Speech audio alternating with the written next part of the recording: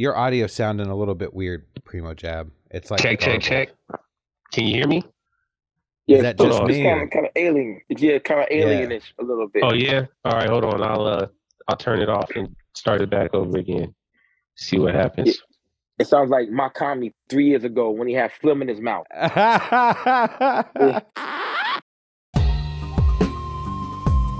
Abyss Podcast, hosted by Lukey with Karl and PrimoJAB.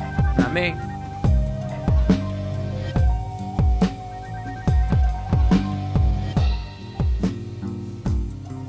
Boom, we back. Episode 47 of the Abyss Podcast.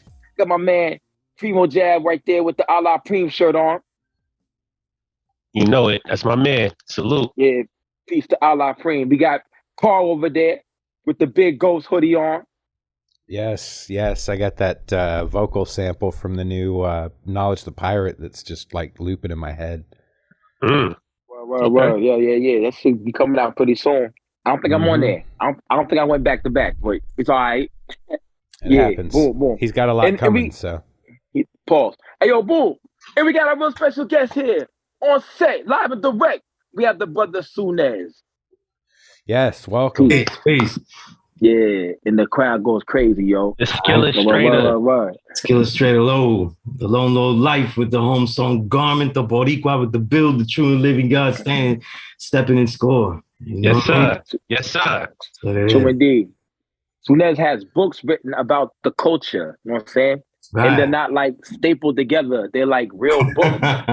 Real thick books. Yeah, they got pages. They think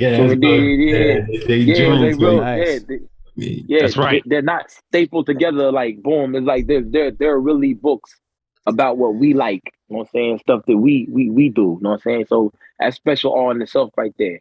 As PrimoJAB said, he's a very knowledgeable brother of the culture and stuff. I know he has knowledge himself. You could tell by that 7 in the back right there. You know what I'm saying? Absolutely. If you all do not know what that is, it's called a universal flag. That's the flag. That's right. Universal flag of the 5% nation of gods and earth. Recognize him as a true and living man. You know, this man is an enlightener to a lot of people. You've heard on the show already, man. Shout out Sauce Heist. You know what I mean? They definitely spoke very highly of what you've done for him. Shout out a la Prim, you know. And I'm sure the connections go deeper and deeper, man. I mean, you know, it's an honor to have you here, man. Somebody who takes this world that we in very seriously and is taking it upon themselves to document it in such a unique way and manner that it's going to be something that's priceless for generations that come after us to be able to see what was going on during this slice of time, man. You know, salute to you for that, man. I mean, I think it's an amazing undertaking. I can't wait for the real 2022 version. You know, that's gonna be the shit too. I can't wait. Yeah, man. They get harder, man, because more people release stuff. You know what I mean? I'm always gonna miss things. You know what I'm saying? I'm always gonna miss things, but to me, they're the only books that are out there that'll get you into the whole thing. Like, you know what I mean? Like they get you into the door. You know what I mean? Absolutely. Yeah. You know, if I miss something, what you gonna come at me for? Like, you know, there's like 300 people in there, you know, and everybody else on the next one, you know, and if I missed them, the degrees of separation between who I missed and who I didn't, you know what I'm saying? Like, everybody in there. Yeah, the nice thing about this lane, though, is all you need is that door open, because with so many people working with each other in this avenue, doing features and producers just, you know, working with so many different artists, you know, as soon as you get onto one or two, you start, oh, who is that dude? Okay. And then, oh, shit, who is that dude? And it just becomes this kind of rabbit hole. I'm still trying to catch up. It's amazing. Oh, absolutely. Absolutely. And, you know, when I wrote the way I write, I always hated writing all the years that I did magazines, you know, and this goes back to all the way to 1994, you know what I mean? And the first time I was ever published in a magazine was 1996, you know what I mean? Professionally. Damn. You know? And I always hated grades, you know? And at first I hated grades because when you write in a magazine, though, you don't give the grade. You know, you're a writer, you don't give the grade. Even if you're an editor, you just give a suggestion about the grade. So you got a bigger suggestion. But it really is true though. Like when they say like the Benzinos and the higher ups, they pick the grade. That's really a fact though. You know what I mean? Yeah. And yeah, that's a fact. You know what I mean? Because they have a standard that they set. You know what I mean? Whether people like it or not. But or consensus will say to give the word that they always do. I mean, and I always hated that because I didn't have a hand in choosing that grade. But now the more and more control I took over my writing and who would see it, I hated the grades because I wanted people to read it. You know what I mean? I wanted people to read why I said this was a certain record, why I said this was a certain type of record. And when you think about it, certain records will fall into a 4 out of 5, but they're not the same. You know what I mean? And they deserve that nuance of detail and stuff like that. But people put so much effort into it. You know what I mean? And so when I wrote these books, that really came about because I'm writing in premierhiphop.com, and that was started by my man Paragon, who designs a lot of my books. He designed the Reel of 2021 cover, the Filtered Reel, Essays from the Invisible Renaissance. And he was the graphic designer of the site. And my man Kevlar 7, Remembered Imperfection, the brother of Bronze Nazareth, for those that for listeners don't know. And both of them had talents. They both had very similar talents, you know what I mean? But Kevlar was more, like, for example, Kevlar didn't like rhyming on his own beats, but he made incredible beats, just like Bronze, you know? But he wanted me to write in it. And he said, yo, do what you will. And I said, you know what? I'm gonna write in the style that I've been trying to do since 1995. You know what I mean? And it was back in 1995, and I still had those pieces there. When I was writing in Baruch College, CUNY, the City University of New York newspaper, the Ticker, I was saying that a journalist, a hip hop journalist, isn't really part of hip hop if they're not being creative like the other elements. So I said, well, what do I got to do to be creative and not just be covering people? And I started to make what I was writing a piece of art. And that idea didn't come out of thin air. That came about because I started reading. I noticed Bones Malone in Vibe magazine. And Bones Malone was writing Sticks and Stones, and he was writing like ill, like stylistic. You know what I mean? He was writing with the paintbrush. And I always tell Bones, I only read 2 pieces that he wrote because I didn't want to bite. But I was like, somewhere I'm gonna get to write the style that I want to write in a magazine. The difference that I was doing was I was saying it can be an element if we put those artistic pieces merged into the technical pieces. So in a review, in an essay, in an interview, in a feature, in a story, and just make it my own canvas. And that's why I come out with like hashtags like Art and Art, which is the name of my 3rd book. That's where that came from. I never could do that. Vibe, Double XL, Source, Hip Hop DX, none of these places, man, they all butchered my shit or made it more, you know, boring. They made it more boring, you know what I mean? And so when I started doing it with Premier Hip Hop, I had done my own shit. I had done my own magazines. I had done Our Swords, Our Sacred Words, and I just couldn't. Once you make it, then I can't even distribute it because I ain't got no money left. You know what I mean? Yeah. Then I made Lavoe Revolt, named after Hector Lavoe, but Hector Lavoe's name in the famous sonero and salsa, Lavoe means the voice. So I named Lavoe Revolt, you know what I mean? And Revolt actually is one of my favorite Eddie Palmieri songs because it's about Puerto Rican independence. So I called the magazine that.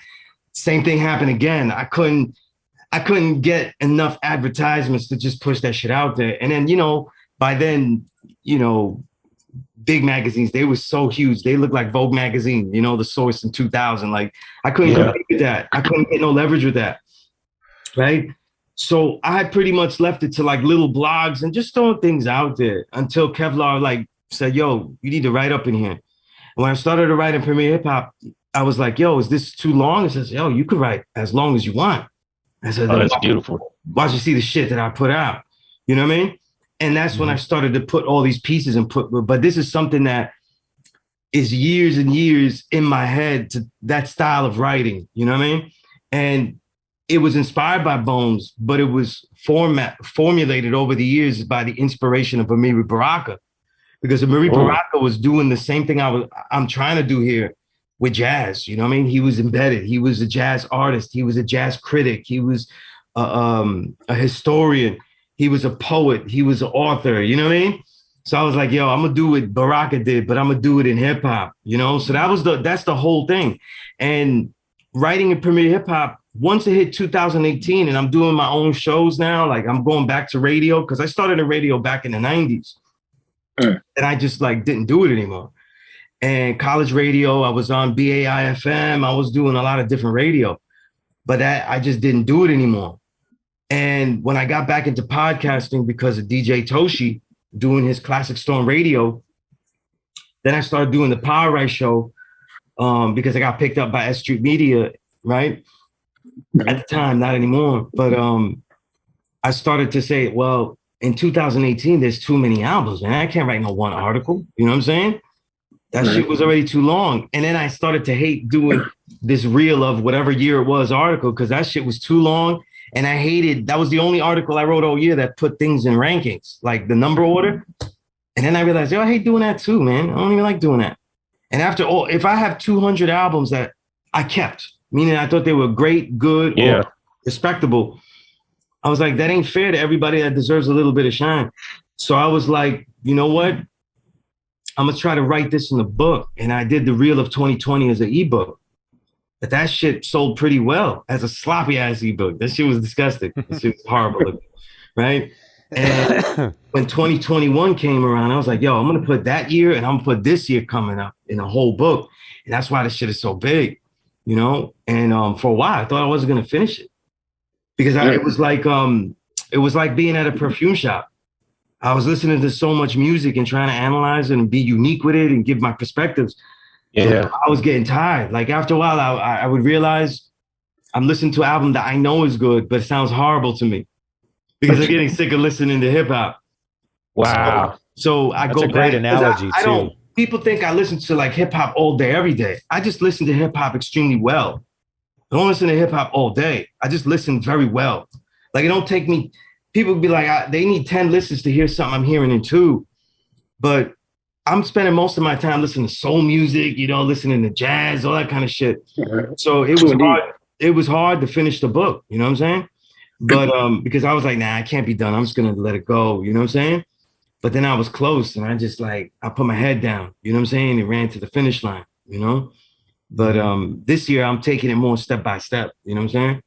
So like I already got 160 pages in. So yeah, we good. Like I won't be done, but like by the time it hits December, I won't be like fuck everybody, like fuck hip hop, this whole culture.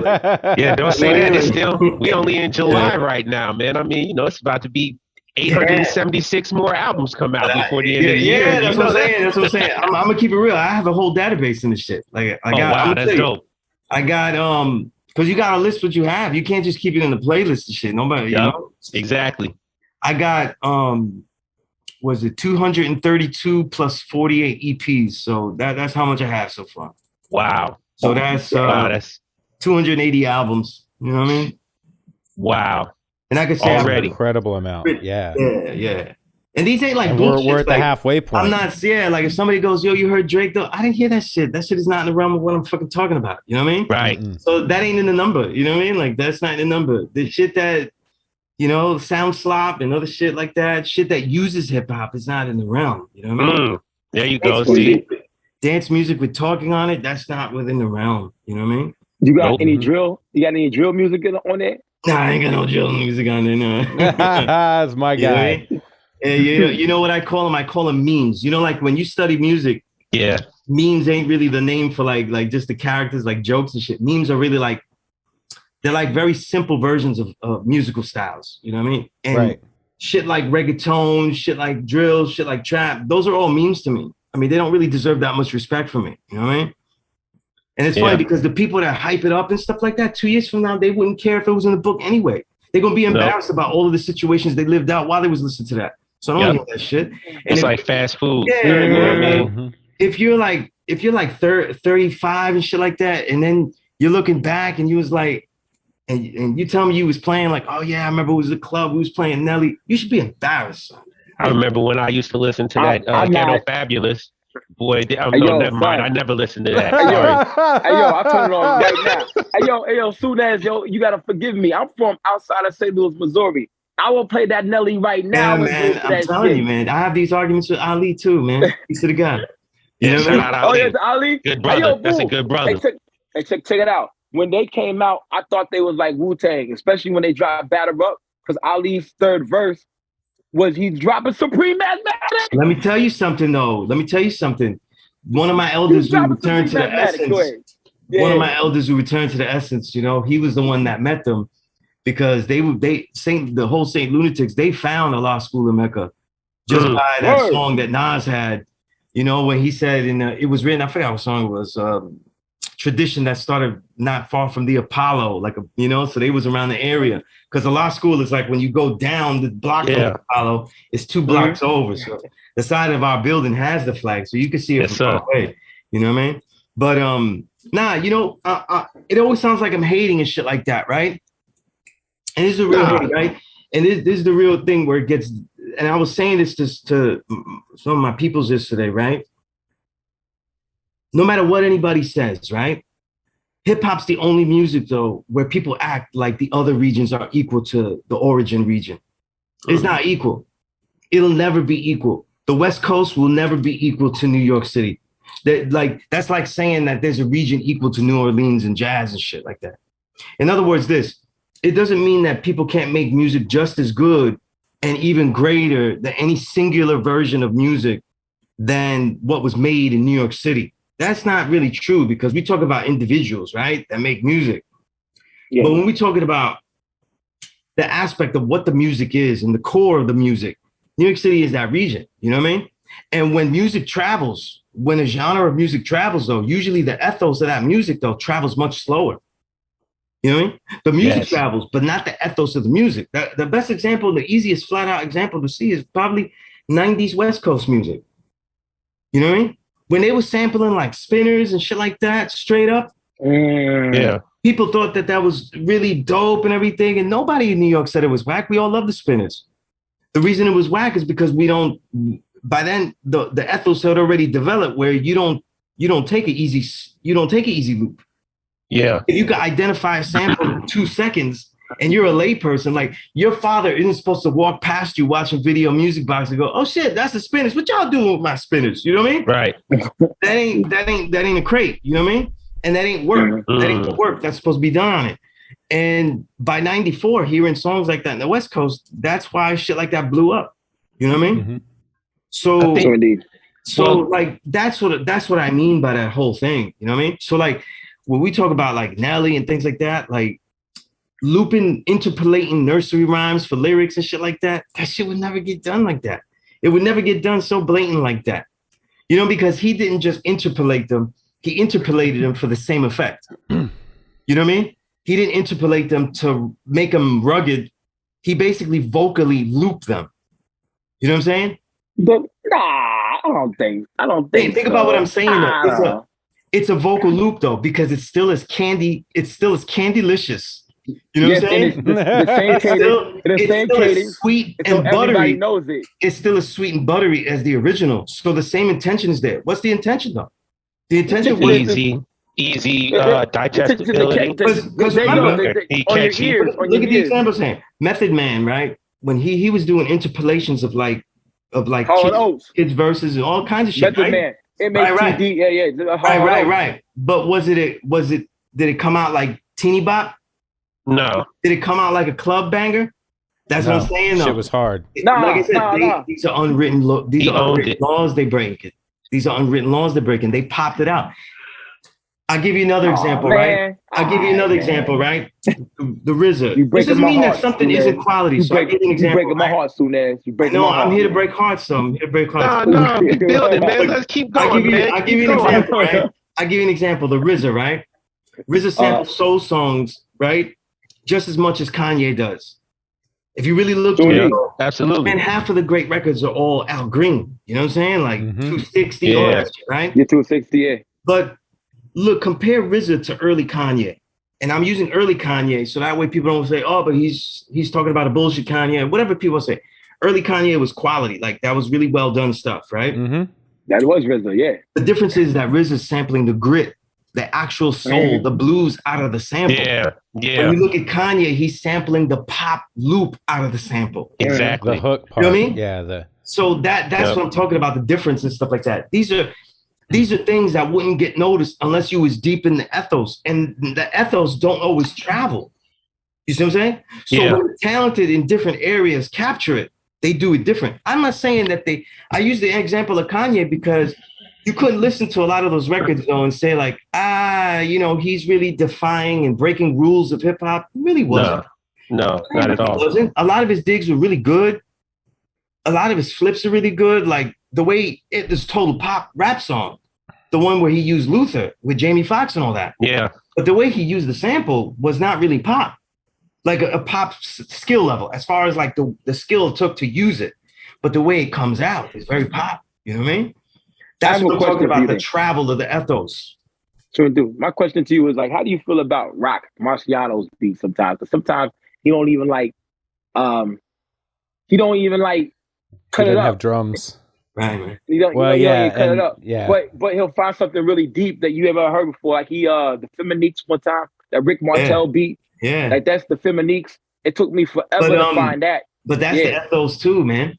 Because Rock Marciano knows that he found a crate that you like. You ain't fine. He can fuck with you. He's like, now you don't even know about this crate. You know what I'm saying? Yep. And that's the whole thing. But also too, Rock Marciano has done that more with the later records. And to me, I also go by, as far as looking at records, I love this thing. If you ever read Chuck D's book from 1997, Fight the Power, talks about music a lot in there. And he says that after a certain amount of years, a successful artist, not like a trash artist, it's just trying to find a new lane because he's failing. But a successful artist ought to experiment after he is successful for a certain amount of years, that it's acceptable. So that means that ratio of great songs, you know what I mean, to like some songs that don't really work out could be of a lower ratio. You know what I'm saying? Because he's allowed to experiment and try new things because he has that respect and success. And I feel with Rock Marciano, that's kind of what he does. You know what I mean? Because if you listen, as Rock Marciano's music gets more like, if we saw as far as technicality, right? More basic. Yeah. No, dope dig, but then like he just throws it, right? And rhymes on it. Yeah. A lot of his rhyme patterns and what he's doing lyrically is really going next level. Like the last album he had was very experimental. You know what I mean? And he could never release that. Yeah, he could never release that like in 2015 or 16. You know what I mean? Nah. He can only release that now where we really go to him, you know, because he'd be rhyming with the what I like to call the ejaculates. You know what I mean? He always sounds like he's in a studio just busting nuts on the bitch stuff. You know, because he has that plug like, that's and you know why we do that. So I call them the ejaculates, you know, versus the ejaculates, you know.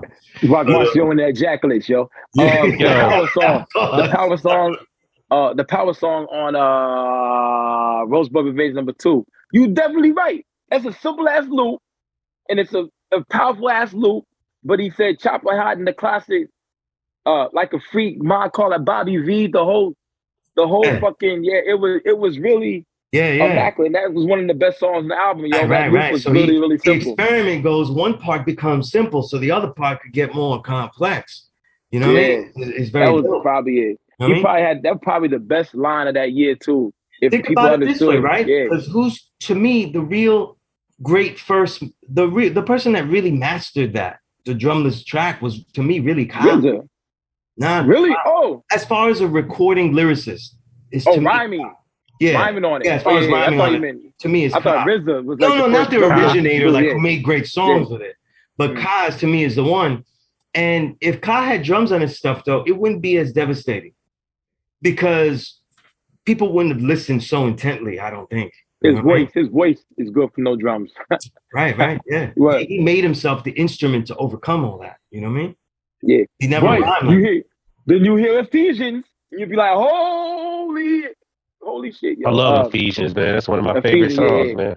They're supposed to have a group. What was it? Knowledge the Pirate. What was it supposed to be? Knowledge, Ka, and Rock Marciano was supposed to be something. Yeah, that was supposed to be Metal Clergy, right? The Metal Clergy. There you go, Metal Clergy. We ain't get it. Yeah.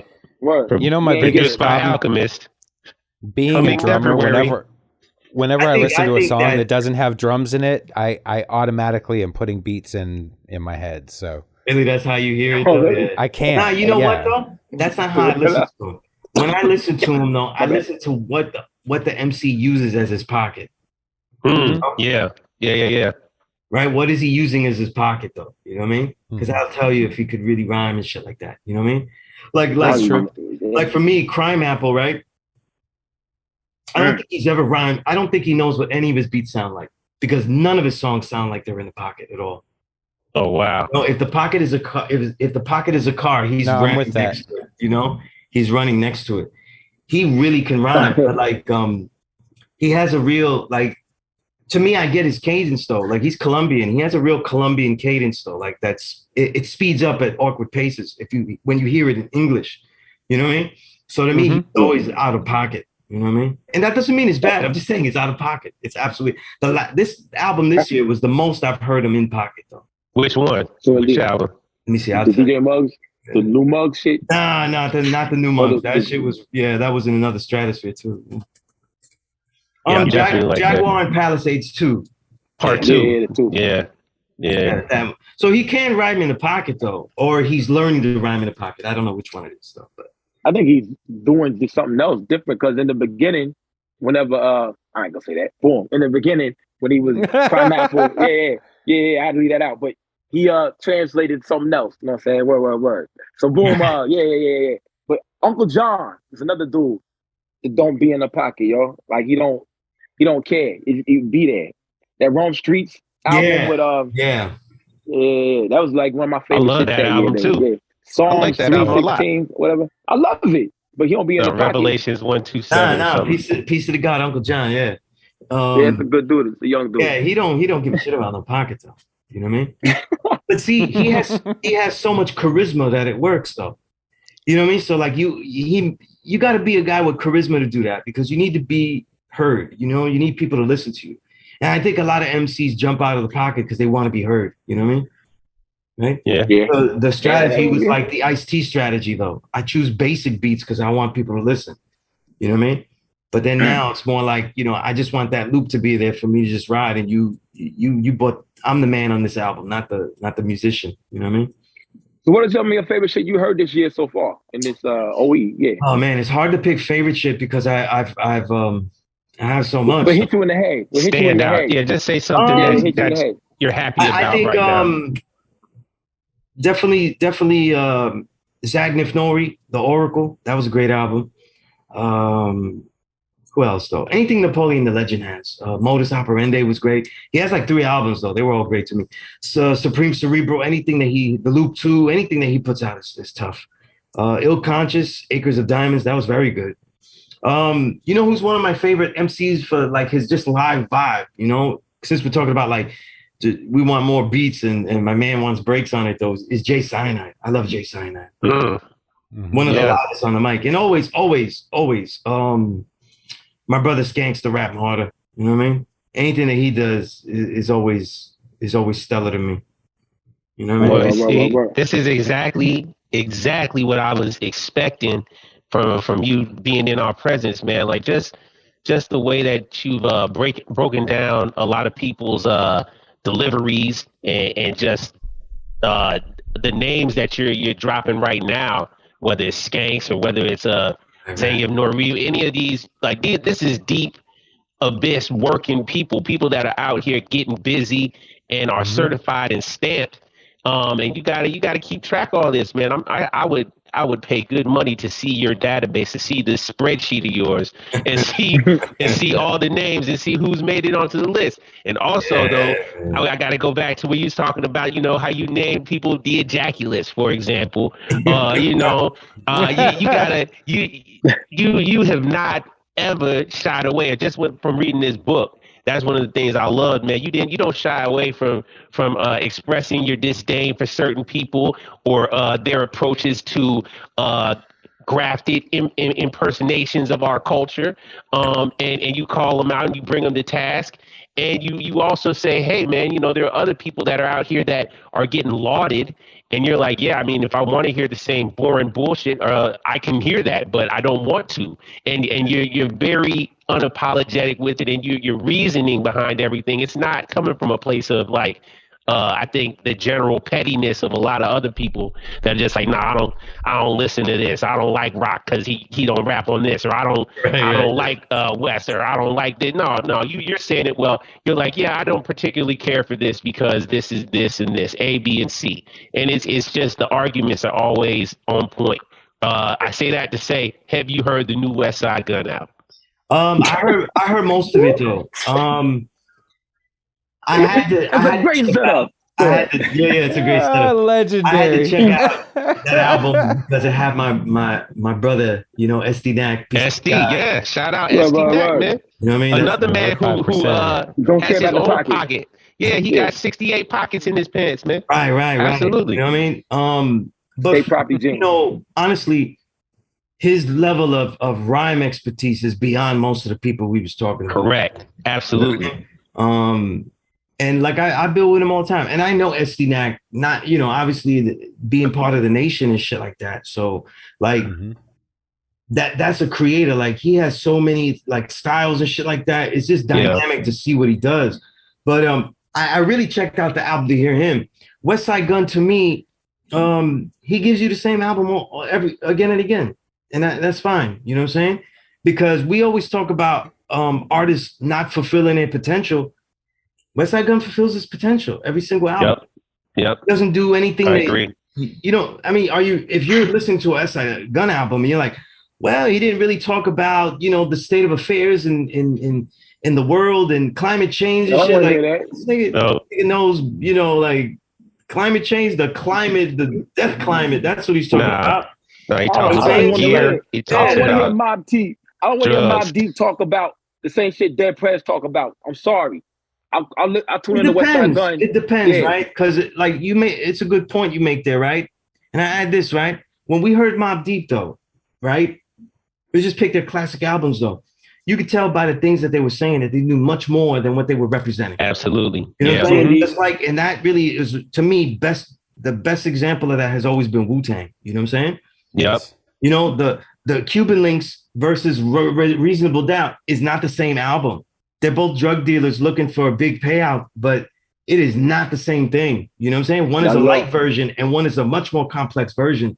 Yep. And when you listen to shit like West Side Gun, you already know what he's gonna give you, and it's fine. You know, he's a stylist. That's why I often separate things. He's a stylist though, and you expect to have good stylist range, and you expect well-chosen beats and stuff.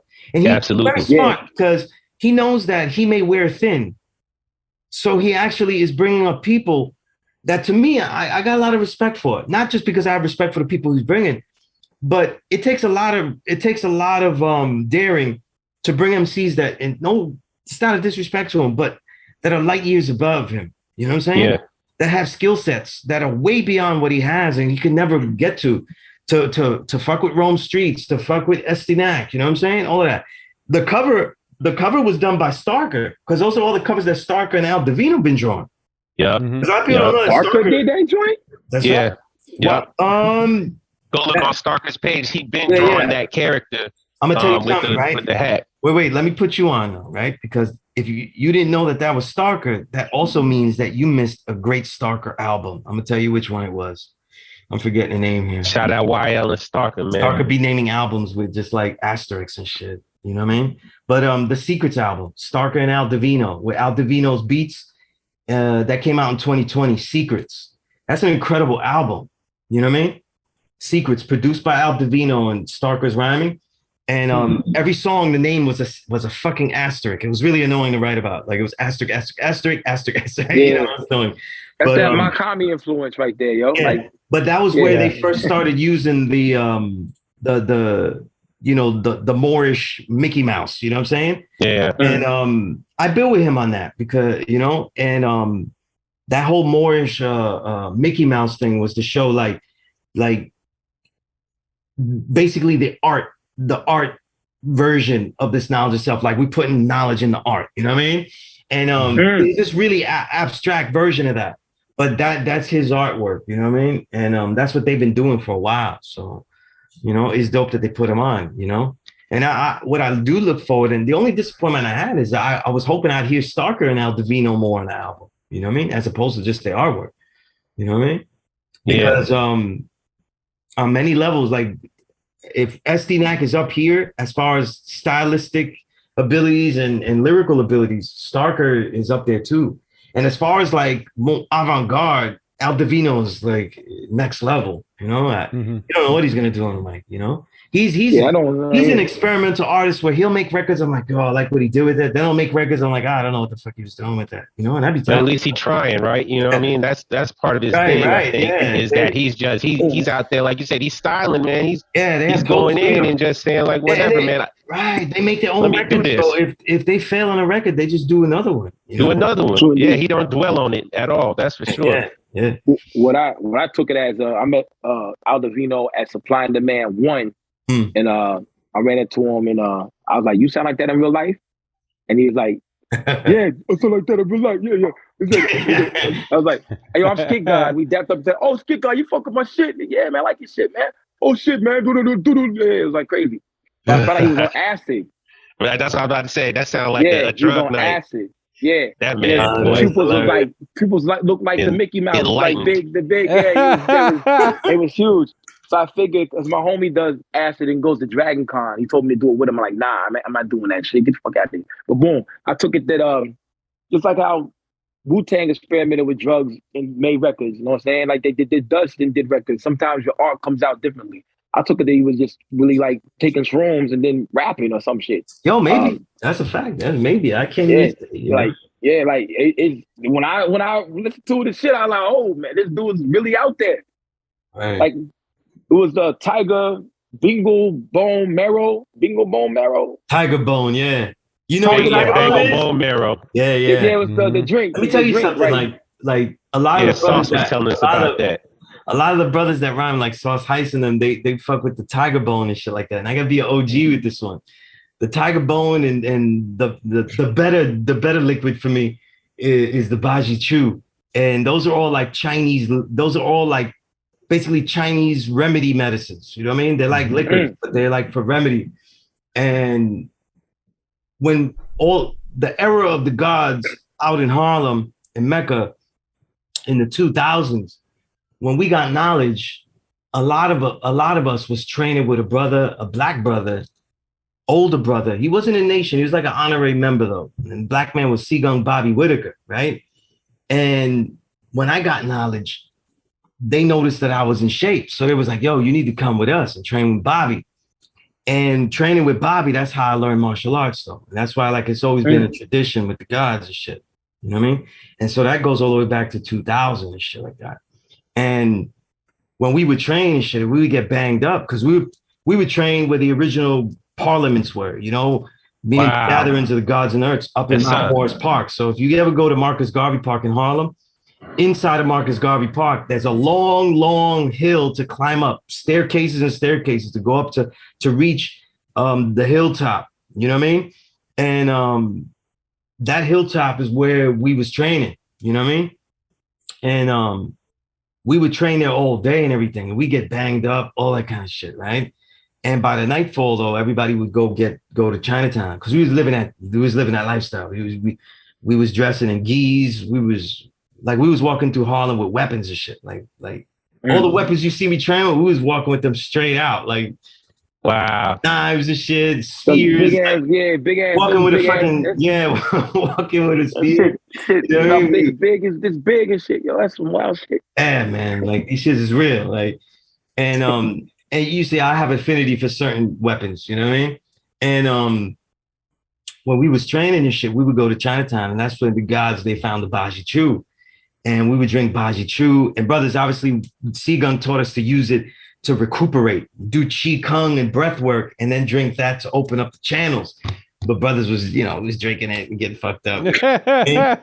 But the Tiger Bone is even more intense, though. But I never been a fan of the Tiger Bone. A lot of people don't know that the majority of the Tiger Bone, that's from the Royal King Company. and the Royal King Company, their versions of Baji Chu and Tiger Bone are more thinned out. So they become more of a, they take out most of the herbs in it and they thin it out to be a very fluid liquor, you know, a very fluid liquor instead of like the thick, you know, medicine that it was. So that's why I don't drink Tiger Bone that people say, you know what I mean? That'll just get you drunk. You know what I mean? Like the shit on Drink Champs, that shit would just, yeah, that ain't gonna, you know? That's crazy. But the real Baji Chu, and they haven't had it. I'm looking for this. They don't know about that. You know, the real Baji Chu. If you ever go to a place that has it though, if you're in New York, you got to ask for the old Baji Chu. Like some place they don't even sell it to women though. That's how old school it is out there. Really? You know what I mean? True. Yeah. I was one time I was with a lady was with me, and I was like, yo, I'm gonna go get some Baji Chu, and she's like, okay, I'll go ask for it. I was like, before I could, you know, be like, you know what I mean? And of course she got scolded, and I was like, you need to, yeah. So all that, they ain't no Me Too when you going to get the Baji though. You know what I'm saying? Facts.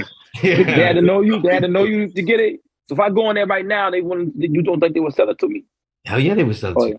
Yeah. Okay. But most of the places they're not gonna sell it to you. You gonna have to have cash though.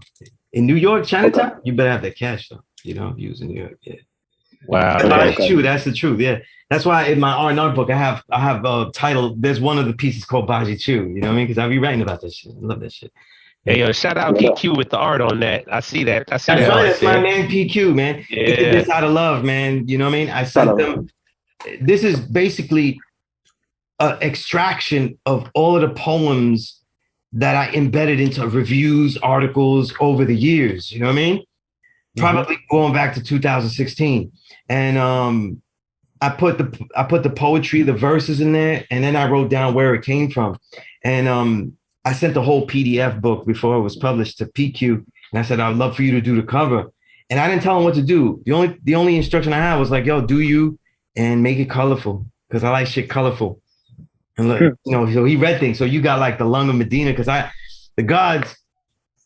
all the gods always talk about the heart of Medina. And I'm from Medina. I'm from Brooklyn. But I'm from Sunset Park though. So I'm on like the outskirts of that shit. You know what I mean? I'm way beyond, you know what I mean?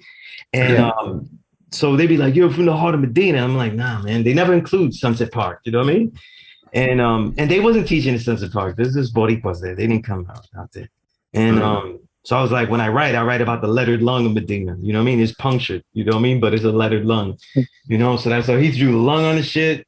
He got 120 lessons. He got love and loyalty from the low lives, knowledge of self. He put everything in there. You know what I'm saying? Like, that dude's brilliant. Yeah, he wrote Invisible Renaissance. So he wrote all the things that I've been dealing with, you know what I mean? And that are in here, you know? But, you know, so this has everything, man. PQ's kind of insane in the sense that he was doing a lot of art in this lane.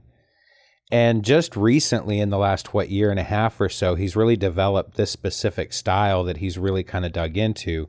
Absolutely. And, you know, just watching it develop and seeing what he's done with it is amazing. Yeah, he's incredible, man. He's incredible. And yo, his beats is fire though. You know what I mean? His beats is fire though. Like he got like, I know he has at least two. There's at least two beat tapes he released this year. I didn't even know he did beats. Yeah, I just thought he did art. Yeah. I asked him to come on the show. More gems. Because so you can talk about that shit. Because a lot of times you don't even see his face. Like boom, like PQ just be there. No, he said he was coming on. Definitely. Yeah, PQ. Yeah. Oh, hey, I got a question for you. Here we go. Let me lead us down a lane again. So what? We've been having a debate about okay albums. And so we've been asking everybody about albums, you know, that are critically acclaimed by everybody, but you know, it would be a hot take, and you'd be like, oh yeah, that's only okay. What? Give me an only okay album. I'm gonna tell you this. I'm not gonna do it though. Because I respect the artist too much, so I would never say it's an okay album. But I will tell you this though: no genre of music survives though with just stellar albums though. The reason I'm saying that, of course, because 100%. What I talked about in Ethos, like the most important genre of music, if we had to pick one, though, is jazz. Though sets the foundation of everything, and that particularly has a distinct ethos. You know what I mean?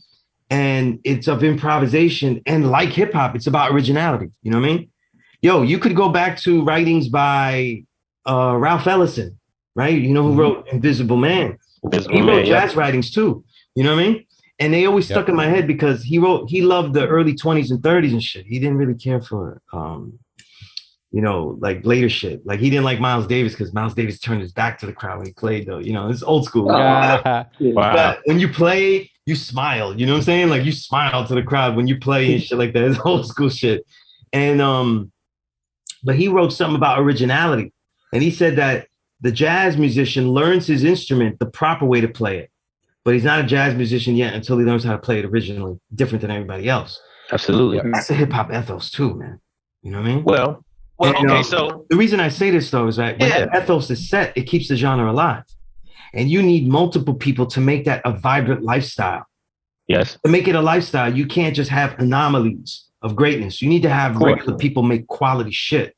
You know what I mean? Or else it's not a living lifestyle. If hip hop was something so difficult to make that only the great ones could make it, then it would be something that would be on a hill. It wouldn't be a people's music. You know what I'm saying? Like all the people's music. Like the NBA. And when you go to PR, they have a pandereta that looks like a giant tambourine. It sounds better though. And when you hit it, that's plena. You know what I mean? And you just have it in the streets and you hit it and you go pam pam pam pam pam pam, and you hit it and you make rhymes about the shit that you're dealing with. You know what I mean? The rhymes is everywhere. But if the average person couldn't do that, right? Then you wouldn't really have like a culture. You wouldn't have much of a culture if only the exceptional could actually perform the music. You know what I mean? Mm-hmm. So like, you know, so like it has to, there has to be some kind of give. Like look at classical music. Not saying classical music sucks, but it takes a real lot of effort to play classical music. So it doesn't have a culture that goes with it for the people. You know what I'm saying? You don't have people in the corner go, oh, you got your violin. All right, let's get down like here. You know what I mean? Now, the minute somebody's off on the symphony, you're like, come on, man. You know what I mean? You gotta start this shit over. You can't even express yourself. You know what I mean? But okay, so but what I'm saying is, as far as the okay albums, and I feel everything exactly what you're saying. These albums might bring a lot of joy to everybody. You know what I mean? I'm not saying that they're not dope or they're not like. It's all about a matter of personal opinion anyway, right? But I'm just saying, like, when I asked the question, I mean, like, you know, what is something that you probably loved it at one point, but then, you know, you're like, yeah, it wasn't. You know, it's only all right. It's only an okay album. You know, now that I've listened to it again. I can do that historically. You know what I mean? I could do it historically. Mm-hmm. I won't do it. Yeah, something you love. Now. Yeah, something you love. I give you that's what I'm talking about right now. Somebody shared. I love Ghetto Fabulous. I don't think it's good. I think it's okay. You know, I don't know if you got to see the pictures. I'll give you a group though. They weren't legendary, but for some reason I was very, very addicted, especially to this album. Right? I'll give you two of them though. Right? All right, come on. Here we go. Still, man. I gotta get the name of the album though. The first one is, and it's not better than I gotta get their whole catalog though because I forget. There's two albums though. But the Youngsters, remember the Youngsters? Ooh, of course, I remember the Youngsters. So shout out come on. So the Youngsters though, their biggest album with Beat Nuts, Pete Rock Beats, that was the Aftermath, and that was a great album though. And I remember that album because I stole that shit. You know what I mean? Nice, real hip hop shit right there. Oh yeah, no doubt. I had to hear everything. You know what I mean? Like people ask me if I'm in the low lives, what I boosted, and I'm like, yo, I only took tapes. I didn't take no clothes. You know? You know? But like for some reason the No Mercy album that came out in 1994, there's so many reasons why that's not better than anything that was out. J. Rue, OC, Nas, Gangstar, everything, right? It's not. You see what I'm saying? Yeah. But for some reason, the way that K-Def and Marley Marl did the beats, and that they were like, they had a lot of crisp, sometimes too much hi-hat crisp to it, that it just was very addictive to me. And the cuts, the way they popped out, they would pop out. You know what I mean? Like, what was the single? I'm trying to think of the single that was on that. Where it had the, not Hip Hop Ride, because that was a big hit, but then they had Mad Props. A lot of really great songs. You know, I think it was Mad Props where it had that ding, ding, that horn, ding, ding. And then they had, I don't even remember, yo. Yeah. That was the album that wasn't great. but I was very addicted to that. I listened to that way more than I probably should have. You know what I mean? Yeah. That would be the perfect. Yeah. Also, too, you know, in 1995, right? I listened to Rotten Rascal's debut more than I listened to the Naughty by Nature album that year, which is very good. Wow, too. that's crazy. And for some reason, I just that kind of production that KG had, it was very thick. You know what I mean? He had everything very thick, but it became very formulaic. But I was addicted to the thickness of those beats. You know what I mean? So it had that effect. You know what I mean? I would say like probably an Apollo Brown would have that effect on people too. You know? Because people are really fun. If you take his whole career, like every single thing, he's been using the same rhythm on most of his beats. Like most of the OC Apollo Brown album has the same rhythms. You know what I mean? Do that in your head and press play on any one of them. I think Static Select is like that. The same rhythm. He does a lot of stuff like that too, to me. With OC on it, you know what I'm saying? And you get into it and it just works out. Right. It does. You know what I mean? It does.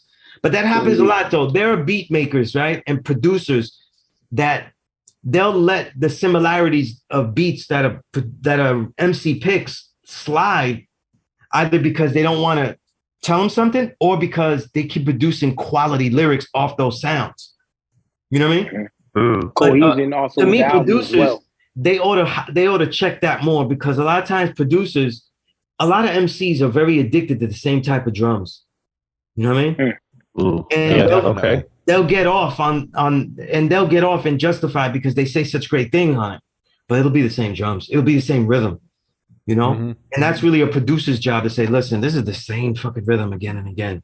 That's why like other albums that become successful, now I understand why like a RZA, he would change the whole shit up and it'd be totally different. Because like, yo, maybe Raekwon was getting off on the same type of drum, but he's like, I can't give him different shit because he's not going to get off. I give him the same drum, but then I'll just format it perfectly on this other drum to give the shit difference. Oh, okay, I get it, yeah. Right? Because we can't have the same drum or make it sound different and shit like that. You know what I mean? Of course, Into the Wu-Tang might not be the greatest example, but that was done. Because Into the Wu-Tang has like Melvin Bliss all over it, though. You know what I mean? I could see how sometimes it would be because the rapper that you would be writing for has a similar or certain cadence that they kind of work with. I do find that, you know, producers that tend to listen to various different types of music are way more creative in their, like, the way they put beats together. Yeah, absolutely. Yeah, that makes sense. Yeah, one that can make live music. Say again? One that can play instruments, and one that can play instruments as well. Like they don't just rely on the drum kit. You know what I'm saying? Word. They don't rely. People bite Dilla drums all the time, or bite the same drum line all the time. And I don't really mess with it. But you listen to a lot of genres of music, you might not. Oh, what's that song Busta Rhymes had with the it had no drum pattern. It was really weird. It was really old. And he had to write it for like 3 weeks, he said, because the drum pattern always messed up. It was a Dilla beat. It was never on time. It was like you could never catch it in the pocket because you had to rhyme on the drums. And the drums never stayed the same, which to me was kind of crazy. When going back and listening to it as an adult, not a kid in like the 8th grade, I was like, dang, he really did do that. I didn't even really recognize that he didn't need the drums always changed. And Busta rhymed with the drums. And it was something amazing to me. That's the real lyricist and the real producer. How many people could do what Busta Rhymes could do? You know what I mean? No, not many. I mean, that's like, on the mic, he's got like Kyrie handles. You know what I mean? Like, he could go anywhere though. You know, give it to another MC though, he's gonna, double dribble his way out of the court. You know what I mean? Like, there's a lot of guys. You put them on certain drumless beats, or you put them on certain drums, and the way I hear stuff in mine, I could see that rapper falling. Like it sounds like he's falling. You know what I mean? That's why, like, when you talk about West Side Gun, right? And what's the first big album by West Side Gun? The Fly God album. No, not that one. Supreme Blientele, right? West Side. I thought that had some of his worst rhyming ever. Technically. Wow, really? You know, like listen to the song he has with Rock Marciano. He is. I love that shit. He's stumbling all over it. He's falling down. It's like he's falling down. I love it. I love it. Chopper had no brakes. I love that. Yeah, but he was so off. It sounded like he was falling down in the studio, like he fell down and crashed into the booth. You know what I mean? I don't think so. That's my favorite song of the album. It's totally off, you know, and it's not on purpose though, because in that song though, they played the part of the sample. It begins with the sample, and then the actual vocals come in, and you could hear West Side Gun just stumble off of it, you know. But people hear West Side Gun. He has so much charisma that you think you get lost in the charisma. You think everything is deliberate. You know what I mean? Yeah, I liked it. If he fall off like that, I like. There we go. Let me get the yeah, I like the lyrics. Out of all that shit, all that album, that is my favorite song, even though it's mixed horribly as well. Is it mixed horribly, or is West Side Gun rapping wrong on it? It's mixed horribly. It's mixed horribly. No, it's mixed horribly because you can't really hear Rock's verse that much either. Because I found the sample. As well. He mixed it. Nah, but that's really irrelevant to the MC though. The reason I say that is because by that point, Rock Marciano and West Side Gun don't give a shit if you find the sample. You know what I mean? Yeah, but I found a sample. No, I found the recording. So I understand how the recording sounds. Right. Then I get that. Yeah. Right. But he stumbled on it. You know what I'm saying? I'm going to listen to it again, but I still love it. I usually blame the MC first on shit. I don't blame the producer. See? Yeah, there you go. Talking that talk again. I fucks with it, but the producer rapped on it. Which he didn't fuck it up. He didn't, but Rock hardly can fuck shit up for me. You know what I'm saying? That's what I'm saying. Yeah, I didn't like that song personally. That's not one of my joints on the album. Yeah, it was I like Dean Malenko. I thought that's one of the quintessential West Side Gun songs. Like, you know what I mean? I feel like that's him rhyming in his style on there. And I thought that album was decent. In general, I think today's albums being short, I think that favors West Side Gun really good. Because I don't like hearing. Yeah, because it's all about attitude at this point. Yeah, with the short album, like you said, it's about creating that. And I find what I find a shame though is I thought the best album that was ever made that they could solidify continuously is the Griselda album. All three of them together was a balance. Because honestly, what was she gonna do? Yeah, I find that the three of them together is the best balance though, because I get tired of one thing from each of them all the time. Yeah, I hear that. I get tired of one thing. I think they all dry out with certain things. So West Side Gun will dry out of, you know, stylistic stuff. You'll get dried out with that.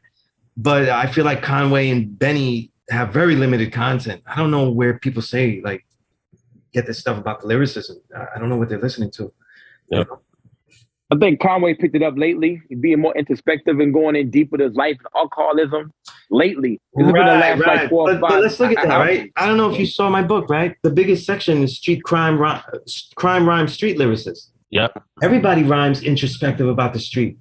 You know, and I was talking to my man Blue, right? Blue Azul, right? Blue Azul. Shout out. Freemason. I was talking Shout out to church. And the church, you know what I mean? And I was telling them that one of the problems with making music today is that crime rhyme is always gonna be the biggest grouping, because the hells that we go through are always gonna be the most important to put down. You know what I'm saying? Mm-hmm. Shit is not gonna change though, because this world hasn't changed and shit. So people going, oh, I want more. That you got to get that the most. So there's no complaint with that. But the only way to surpass Raekwon and Ghostface is to give more detail. So you got to give more detail about the actual crime itself. What happened during the actual transfer of the vial. And this is just oil, but seriously. Right? So are you in a safe place? Visual outside aid, you know what I'm saying? A visual aid though, you know what I mean? But then there's the other MCs that give it the perspective and the mental hustle, that introspective idea about what it was going through. I mentioned them because I was talking to Blue and Tree about it, because they do that really well. You know what I'm saying? But in a lot of ways, when Benny does it, though, for me personally, I could pretty much predict his next bar. You know what I mean? It's very predictable. So it depends on the music that's going on with him, though. But it becomes very formulaic to me. You know what I mean? Now he can rhyme though. All that shit though, like what was the song he did with J. Cole? Where people saying that J. Cole blew him away? Oh man, I didn't like that song one bit.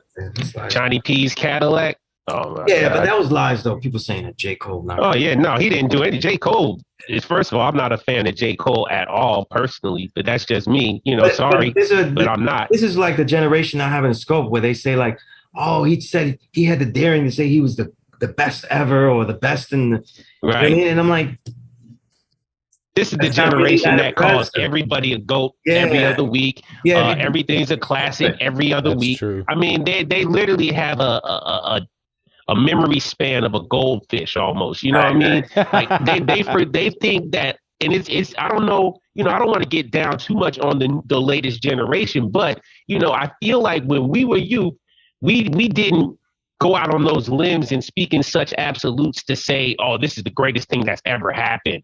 Oh my God, this Wu-Tang is the best hip hop album ever. No, we never would say or put our mouths to say something like that. We would say, I really like Wu-Tang. You know, this shit is great. But I have an idea of who EPMD is. I have an idea of Big Daddy Kane, Rakim, people who came before. You know what I mean? These kids, they don't do their homework. They don't know nothing about the past I will say 10 this, years. Though. I will say this though, the listener, whatever the age is always my secondary target though. Yeah. My first target no doubt. The media. You know what I'm saying? I spend I always call I call this era the invisible renaissance. Right. But I call the 2000s the dark ages. You know what I mean? Yeah. That's primarily led. It was. It's primarily led by the media though. You know what I'm saying? Now I used to have people from the major magazines. They'd call me up and they would say, listen, we got this kid though. He came out with an album called, this is real conversation I had. Got an album called, now it's 1999, right? Got an album called Slim Shady though. And I think he could be the GOAT. He's telling me somebody's the GOAT. 1999. You know what I'm saying? Yeah. I don't care who it is though. You know what I'm saying? I don't care who it is though. And then when I heard it, I was like, this silly shit, this is gonna take out KRS-One.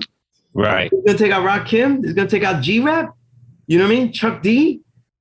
You know what I mean? So like people were saying that kind of shit, and it started with media like that because it was important to categorize and then canonize because that shit sells. That shit sells. You know, like, and there's so many narratives. I say this all the time. There's so many narratives I was in the room for. I was in the room for certain narratives. Like shit that was made up. I was in the room with the nigga that made it up. You know what I'm saying? Wow. So like when they made up Biggie's a MC and Tupac's entertainer, I was there in that room in Double XL. I was there saying, y'all are some bullshit. You know what I mean? Wow. Y'all are some bullshit. You know what I mean? Because Biggie is more technically gifted. That's a fact. You know what I mean? That's basic facts when you listen. But if we're talking about MCing, if we're talking about stylistic changes, or talking about like stylistic ideas that change the way people rhyme, we have to say Tupac did more. You know what I mean? Listen to music now from lyricists though, right? All those high inflections you get, all those intense inflections, right? That's all Tupac shit. That's Tupac, you know what I mean? It's all Tupac. How to conversate with people in the third person about people. You know what I mean? How to talk in the mindsets of other people. You know, baby mama got a mind full of silly head games. That's a very, very crucial line to me. I lived that line. Even Tupac didn't live the line, but he gave it to me. You know what I'm saying? Yeah. So like, this is shit that he came up with. If we went bar for bar, and it's not just to diss Biggie, but if we went bar for bar, like for lines, Tupac would match Biggie. Absolutely. Easily. Mm-hmm. Right? Me Against the World is an amazing album. Dear Mama's I talk about all the classic lines, all these classic lines, you know what I mean? Yep. One up from the Police, that's right. Line after line after line, you know what I'm saying? There's so many quotables. So a lot of the metrics that people would use for grading MC, he's a lot higher than people think. You know what I mean? Mm-hmm. Yeah, absolutely. I think Tupac gets neglected in the talk just because he again, I think just what you were alluding to, I think he got canonized and then turned into this this poster, this thing this martyr almost, right? I don't know how to, some sort of weird figurehead, right? That but now they were doing that he's watered down. They were doing that when he was alive. You know what I mean? I remember. Yeah, well, they was starting. I was Absolutely. just a freelance writer trying to do the editorship in Vibe's early hardcore hip hop site. In 1996, Vibe magazine, Vibe.com had a slash site. So it's Vibe.com/the suicide, DA Sewa, SEWA side. Oh, wow. Okay. And I was one of the editors in that. Oh, that's dope. We couldn't even get in the fucking building, man. You know what I'm saying? And then every time I would go into Vibe, though, I would burn bridges so bad. People ask me, like, why am I in so many magazines? Like Vibe, Source, Double XL, you know what I mean? All of them. Were you ever in Rap Pages? Did you ever write for them too? Rap Pages? No. But I did get a response letter into Rap Pages, but that's another story. You know what I mean? Oh man, see, legend. The whole page. But I burned so many bridges in these magazines because I was commenting shit that I didn't like. You know what I mean? And I remember when people were in Vibe and they were the ones that were making a caricature out of Tupac. You know what I'm saying? Yeah. They were the ones that said that they made an honest interview of him, like with Kevin Powell and them interviewing him. But at the same time, the cover would have him in a straitjacket. Yeah, I got that vibe. Yeah, so absolutely. It's like, how do you quell that? And when it was a East Coast West Coast beef, right? Yeah, they came out with the big fat power beef issue, right? They didn't touch the subject. They continued to cover the subject as if they didn't have a power to influence the outcome of that subject, and say this shit is bullshit. Because at the same time, Tupac was doing the One Nation album. You know what I mean? Yeah, nobody wanted to talk about that. Was just rumors. Killer. He's with Sadat X, nice and smooth out there, smoking, chilling out in LA. But apparently he's the East Coast. You know what I mean? Yeah. So like it's a lot of shit. It's a lot of shit. And a lot of these people, they had journalism degrees. I didn't have a journalism degree though. You know what I mean? Just wrote. I got to be a journalist by just writing. You know what I mean? And writing where people see it and you can't change it. You know what I mean? When you write something that you can't change, that makes you a good writer, you know? And you learn rules. You learn rules like when you say I give reasons in the book, not everybody is going to like my reasons. And probably some people want to see me for that. You know what I mean? And I welcome that shit. But, yeah. Dude, I seen your workout. Come on, I see. Yeah, they ain't ready for that. I seen it. Train for that shit. Hey, yo, do one of those kicks. I might tear ACL on my rotator cuff. So I seen that shit. Yeah. That shit. Yeah. They don't want to get out there. They don't want it. You know what I mean? They don't want no smoke. But, the truth is the truth. You don't got to be friends with the truth. It is what it is. When you write, though, the number one rule I learned, though, was right. And it wasn't because I was humble. It was because I felt bad. And I wrote something really degrading to somebody. And I realized I didn't understand the record like I thought I did. You know what I'm saying? And I'm glad that it didn't make print. I got lucky and it didn't make print. And it was only didn't make print because the actual sheets, you know, like, you know, newspapers are overlapping sheets and they missed the sheet when they gave it. Oh, wow. And they missed 4 sheets out of the whole issue. You know what I mean? And I realized that everybody that's an artist has the potential to get worse or better. Mm-hmm. So if they have the joy for this, then let me critique them so that way they at least listen. Yeah. So even when I critique, like in the section where I go the unmentionable, I'll tell you straight up, I don't talk about J. Cole because he doesn't need my help. You know what I'm saying? And if I talk about him, it's gonna end up putting him in context as a mid-tier MC, which is what he is in today's world. You know what I mean? This world that I opened and covered. But then there's other people that I have real problems with, like Action Bronson and shit. There we go. I detail that shit. I detail it. You know what I'm saying? Facts. Yep. I tell you about the shit that I don't like that he's done. People go, look, but I don't like the what I saw as racism in the video that he did. You know what I'm saying? I don't like that to me, he did steal cadences and flows and styles. Yeah. You know what I mean? Yeah. And shit, I do. You know what I'm saying? I'll pull out that song where he said nigga. You know what I'm saying? I do all that. You know what I mean? And I never heard that joint. Bon appetit. And he says the N-word, and I missed it like 80 times. And I went back like, Right. I was like, oh shit, he said it. Oh, he said the N-word. I'm like, oh. But my thing is I didn't even recognize it. Early records, he didn't have that cadence, that high pitch though. And again, look, the soulful MCs have great inflections, and that shit. I'm not saying it's all from Tupac, but it's either Tupac or it's Ghostface. Those guys are the juggernauts. You know what I mean? Yeah. You hit that soulful pitch and you go high. That's one of it almost always is coming back to one of those two guys. So I understand influence. I understand that Guru sounded just like Rakim in that first album. He was even on the podium. You know what I'm saying? Yeah. But he developed into a legend. You know what I mean? And absolutely. You know, and Guru's my childhood hero. Like he was that guy. I emulated everything. Rest in peace. Absolutely. I love Guru. You know, go ahead, slid it. Well, I was the person I did it. You know. But the thing is, though, is that the one rule that I learned, though, is I don't write anything that I wouldn't tell you straight up to your face. Thanks. And if I could tell you this, I'll erase things. I said, that's too harsh. I'll say it to his face. Like, I wrote that I didn't care for Homeboy Sandman records in the beginning. You know? My first interview with Homeboy Sandman, though, I told him, I said, listen, the first time I saw you perform, though, I thought you were talented, and I didn't go shake your hand because I thought you was corny. New Carpenter. And in the new, and he said, why you say that? And I said, in the 2000s when you came out, I really thought that it was kind of like just going into that lane of Eminem, saying silly shit to get on, cleverness, you know what I mean? And I just didn't like the style, you know what I mean? I didn't like that style. You didn't like that video too, huh? You didn't like that video, New Carpenter video either, right? I remember. On the floor, I'm going back. No, we're not even going back. Yeah. I'm going back further. I'm going back when he had Lightning Bolt out. This is all the way back. That's like before Stone and everything. Yeah, 06, 07, because that's when I saw him. You know? That's New Carpenter. That's 06, 07. That's New Carpenter. Yeah. And I was like, Stone with him and said, yeah. And I was like, I didn't like that. You know what I mean? And I was like, but that shit was really, really good. The MCing level. When I saw him on that stage the first time, I was like, this motherfucker can rhyme and he can hold a crowd.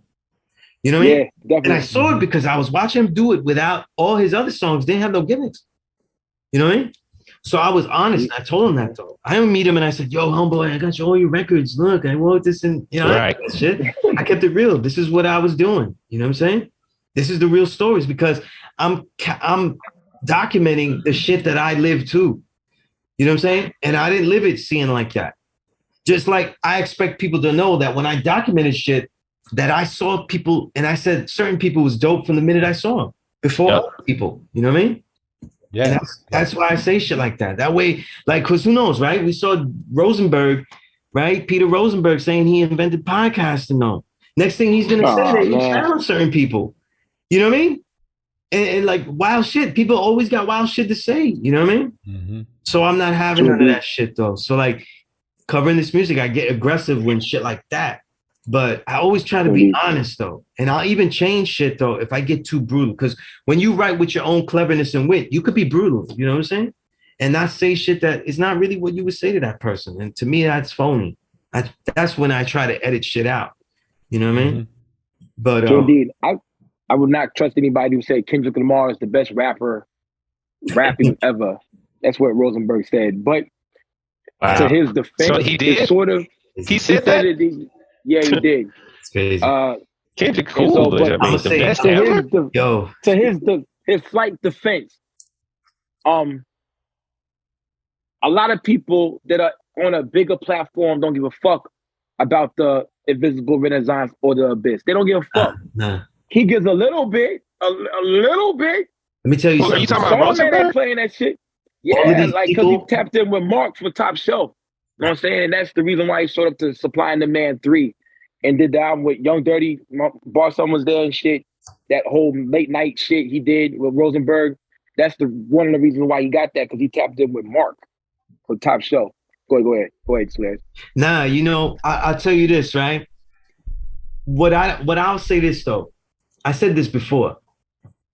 People like Peter Rosenberg, Complex Magazine, and even Mass Appeal, when it comes to writing about new hip hop, they just catch the tip of the iceberg. Yeah. There you go. But when it gets pushed up, that shit gets pushed up by people like us, though. True indeed. That shit gets pushed up by people like us, though. And so when I laugh, though, because when I see a person like, to me, the real journalist, if you covering this music, and you saying you cover this music, I get to laugh at you. Because if you have a tweet, you say, yo, man, I just heard Rome Streets the other day, man. And, yo, y'all was right. This is dope, man. He's on my radar. You know what I mean? He's on your radar. If you say that shit in 2022, right. I don't have no respect for you. I don't have no respect for you because YouTube music algorithms will get you to Rome Streets if you just click it. You know what I mean?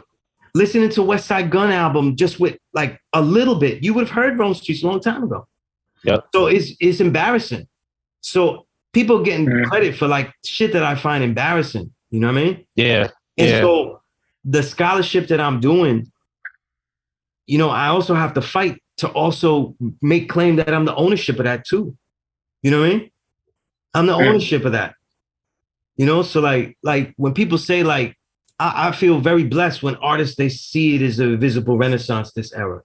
And I only called it that because it was so much music and I felt it was going uncovered, Yeah. That shit a lot of people don't know. I tell a story all the time. I was at Spit Gem's Fuck the Radio release party in 2013. And everybody was there. Broken Home, Click, FU, A1, all those people. Nems was there. AG the Coroner, when he had that New York song. Remember that New York Shout out song? AG, that's my guy. That shit was fucking tough. CF was there, Constant Flow was there, everybody was there. And I was talking to Napoleon the legend, one of the greats of this era. And he was telling me like, yo, what you want to do with this era, Sunez? Like this time, like what's your goal? And he told me that he achieved like a motherfucker. And I said, at the end of this decade, I'm gonna have proof I'm the illest writer. I don't give a fuck about nobody. When you see this shit, I could prove I'm the illest writer. Like now I could throw it at you. Like if nigga fuck with me, I'll throw this shit at you. I don't even gotta let you I could throw you the book. You know what I mean? Yeah. And that was the goal. You know what I'm saying? But I left that show I was so blown away. Like I had so much fun. And then I'm looking at 2012. I thought 2012 was a landmark year. And I'm like, yo, Rock Marcy, Brownsville Ka. And at the time, nobody interviewed Brownsville Ka. I was the only one to have an in-depth interview with him on Grief Pedigree. You know what I mean? And I'm the only one to interview him for Knight's Gambit. You know what I mean? And I was like, Ka. And I was like, Brownsville Ka, Sean Price, And I didn't interview Sean Price. He wouldn't let me interview him. We just built on the knowledge and shit. Because he's from Medina. He's from near a law school in Medina. It's Brownville. And he was related to Akbar, who's one of the first 5%ers with Allah.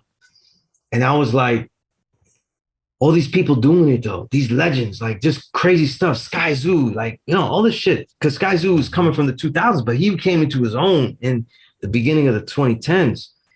And I was like, yo, it's like a renaissance. And that word was in my head because of Hellraiser.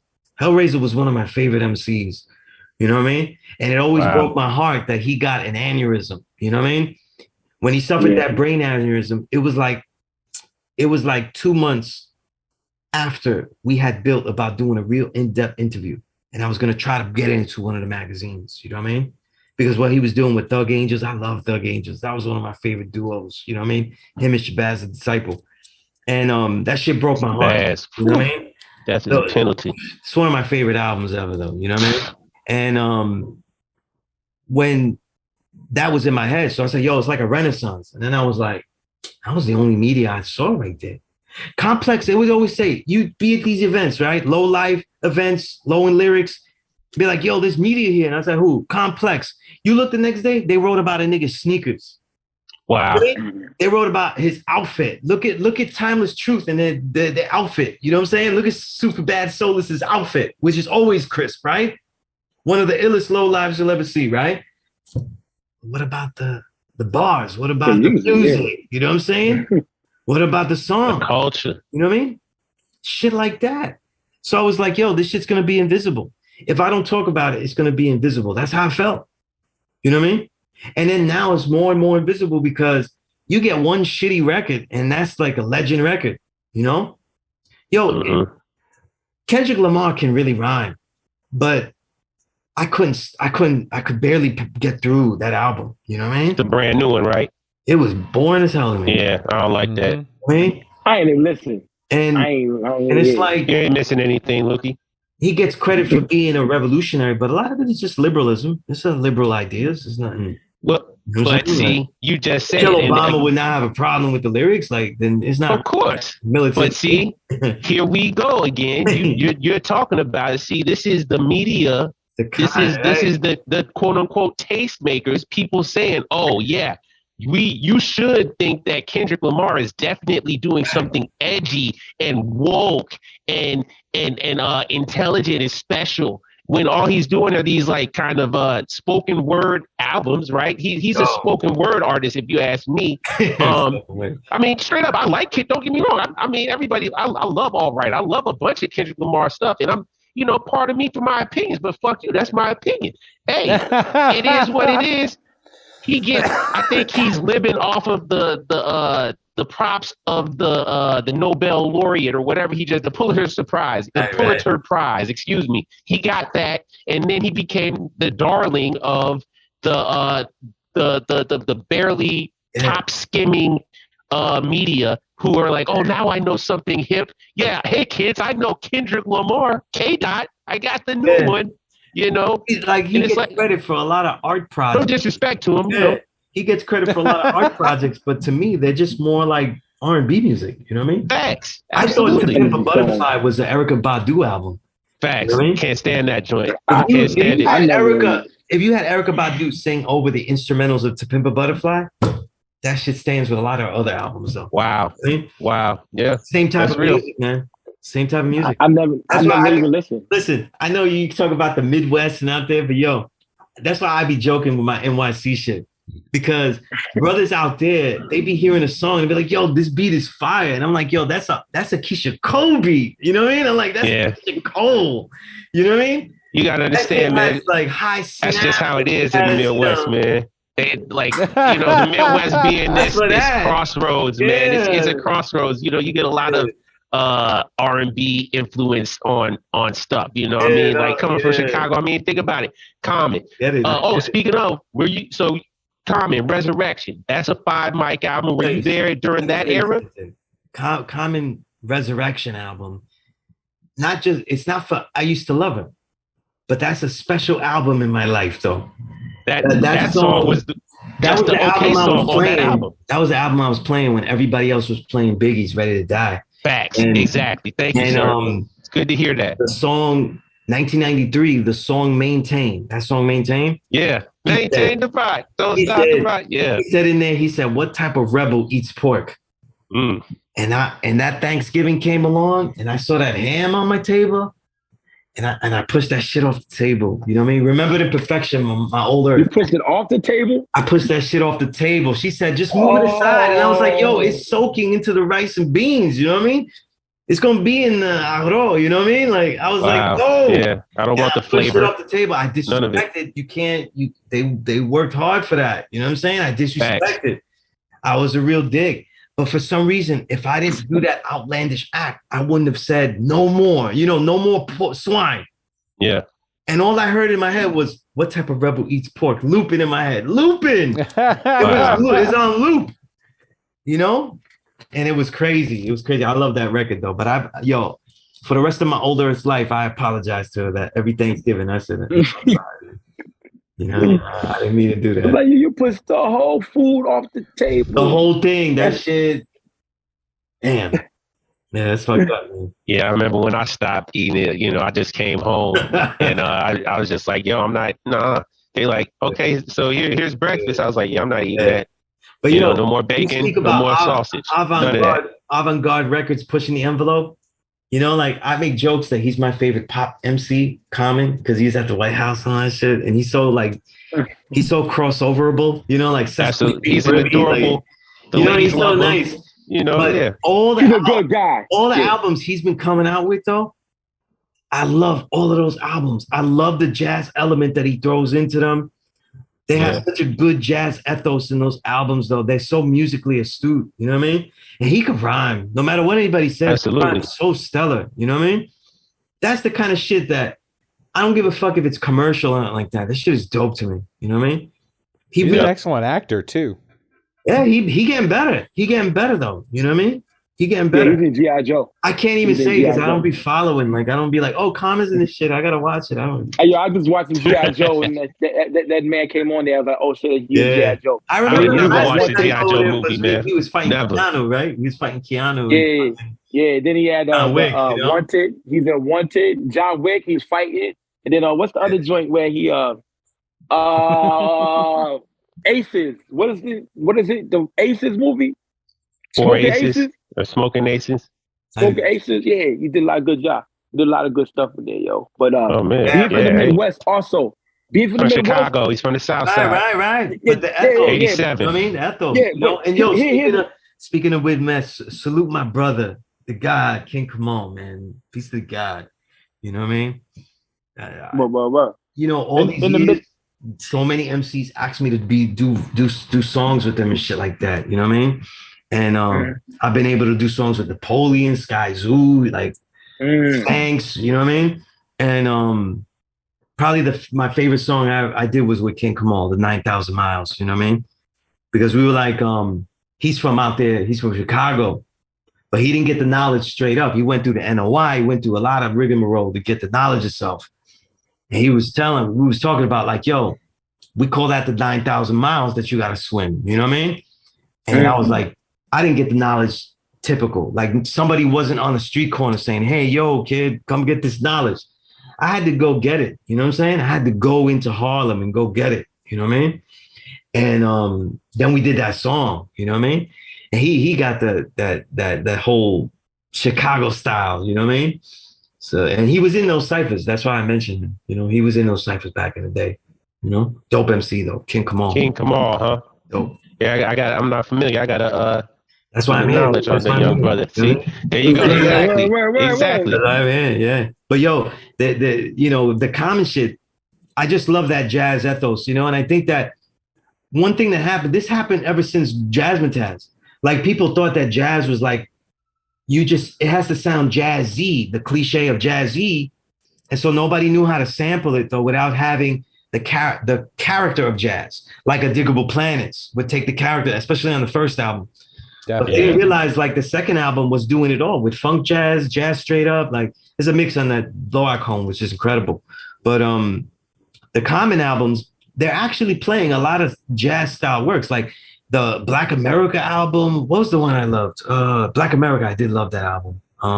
One Day It All Makes Sense. That's a killer right there. That's a killer right there. But I'm talking about like, dope albums that people would dismiss or like, oh, he's Nobody's Smiling. Beautiful Revolution. Those two albums. Yeah, Beautiful Revolution. Part 1 and 2. Those are very good. Those are very, very good. I enjoyed those. You know, Universal Mind Control. Yeah, that one was good. That one was good. Electric Circus. Yeah, I love Electric Circus. Electric Circus to me is where they tried to do it, but that failed, you know? Yeah, I didn't like it. I love that. That was a little too experimental for me. Oh, man. I loved it.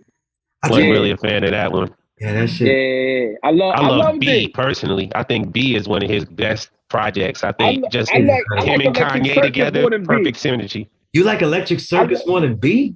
That's insane. Yeah. The Age of Aquarius. that's Aquarius. Hey, yo, that song is hard. I love that song on there. Absolutely. That's my rule, though. Hell yeah, Electric Circus, though, really, really was an Erykah Badu album, though. And you know that technically. Yeah, facts. Absolutely. Elephant in the room. I mean, because he was like, you know, he was like, I know this is for you, but I have this album. That's when he was going with that shit. But I like a lot of experimental music, though. I get that. So, like, when I heard that, and he come on there, have you tap your head like you're Darius Miles? Yeah. That's my guy, Darius Miles, St. Louis. Yeah, you know it. Like, when you're a collector, you can fuck with the avant-garde. My only thing with the avant-garde is a fail if the guy's rhyme skills or like what that MC can really, really do great isn't being done great on there. And for me, Common's rhyming wasn't great on there. And that's why like when people talk about we talk about Jay Dilla and shit. It's just okay. To me, Jay Dilla is a great musician, but he's not a great producer to me like RZA or Primo or Muggs. If you're gonna use the criteria of does he make great albums for that particular MC, and yo, that goes down. That goes absolutely down. The shit that he did with Tribe Called Quest, down. That shit was not pumping. They're good albums, but they wasn't getting what Tribe needed to get. And you gotta tell me, that's what Tribe said. That's what they said. They wasn't getting. You listen to Electric Circus though. That's more about Jay Dilla getting off though than making sure that the MC gets off. Compare that to Muggs though. Listen to Muggs' album, Pain Language with Planet Asia. I tell peace to the God, Powerful Jabbar, right? That's the God, Planet Asia, right? Every time I talk to him in an interview or in person, I say, yo, after Pain Language, nobody can fuck with you after that. They're no longer battle bars. They got the abstract, they got the battle bars, they got the cleverness all mixed in, reach another plateau. Because Muggs makes beats that make people go off. You know what I mean? Just that's why RZA has the most classic albums by many MCs that you'll ever hear. Name MCs. He has classics with Ghost, ODB, Near Classic, Tikal, right? Fucking, Raekwon, Liquid Swords, Jizza. That means he's producing shit that draws the most out of the MC, right? Out of the most MCs. I mean, that's when we put that criteria, Jay Dilla goes way down. You know what I mean? Yeah. Way down. Muggs is up there. He has songs. He has songs that are incredible, not albums. Absolutely. And I'm somebody that I have at least 500 Jay Dilla instrumentals. At least. I know I gotta tell you, man. It's probably definitely 300 though. In total, about 600 though, because I collect everything. You know what I mean? Mm-hmm. Shit is fire. Yeah. But I'm saying, you see the breakdowns of the samples and stuff of the songs. A producer but you gotta make the MC rhyme. Gotta make the MC rhyme. You know what I mean? It's a living thing, man. A song, the creation is supposed to be how we getting together and the synergy between the MC and the beat maker, the producer, whatever you want to call yourself. I mean, I think look at again, your man Guru and Primo, they had that down. I mean, those albums that, especially the first three, Daily Operation, Hard to Earn, which other one? Step in the Arena. That little run right there, like that was rarefied. That was rarefied, like just pure again synergy between two people, man.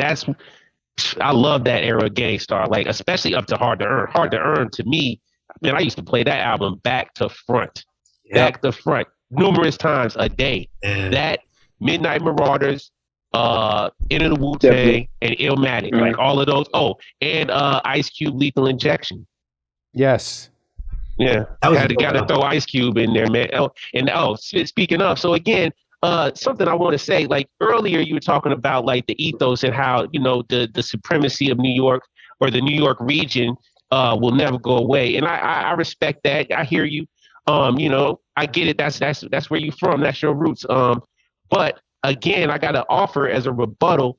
I feel like as this hip hop thing has grown and developed and spread across the nation, you've had different iterations of people expressing their experience in the best way possible that they could, especially on the West Coast.